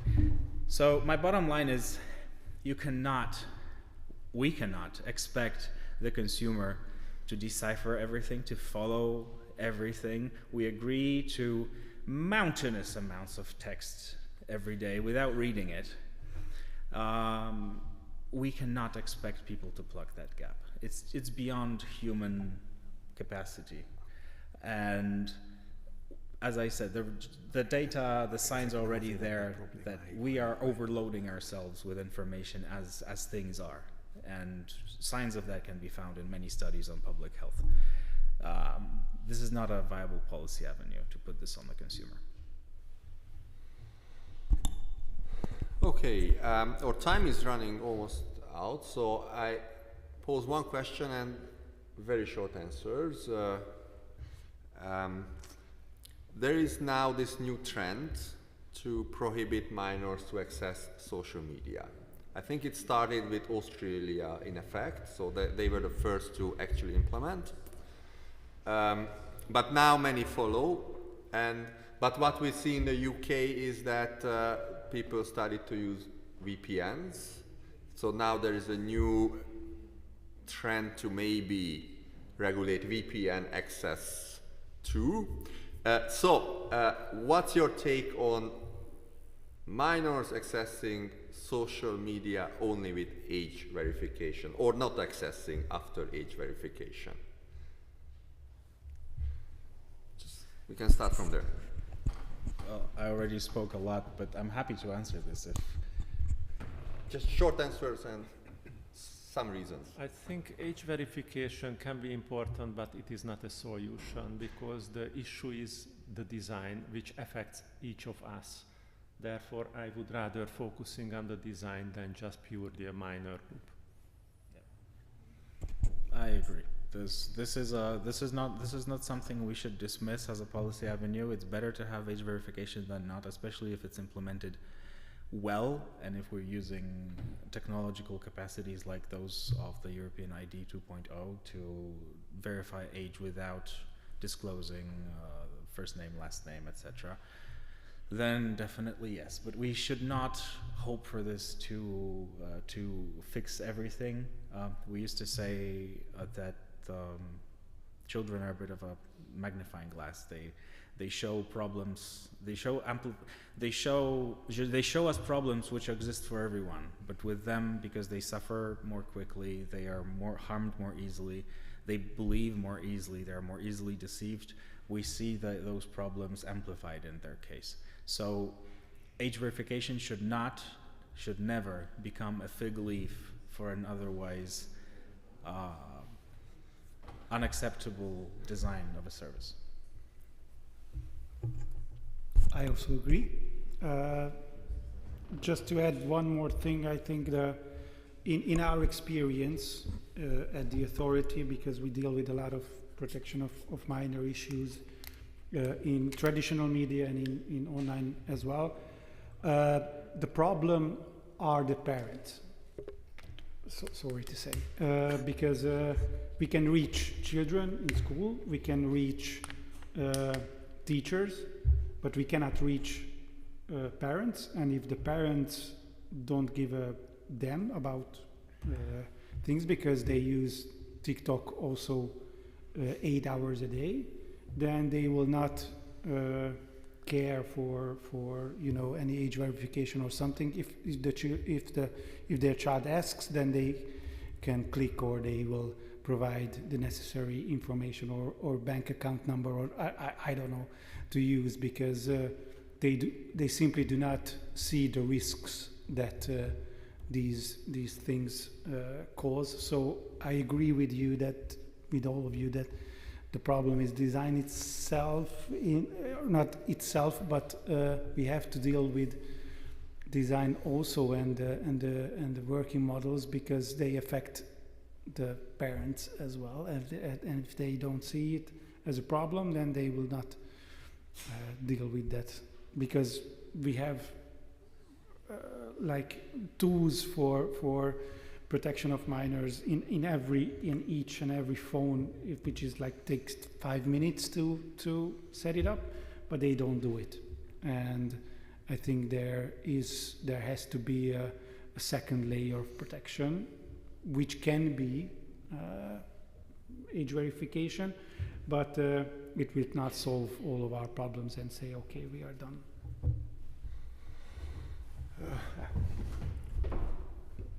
Okay, thank you to the panel. This was a perfect summary. There is now a new viral video about Friends. It takes images from the series Friends, where everyone is in every situation staring at their phones. If you search for it, it perfectly illustrates the point that we all have to set examples. So maybe to sum up the conferences is make minors great again and make consumers great again. In that respect, we hope we will meet you next year at our next conference. Thank you everyone for joining us today. Thank you for being with us here at 2:30 on sunny Thursday. And thank you for all the speakers, panel members, audience, and sponsors of the event. See you next year. Thank you. Bye-bye.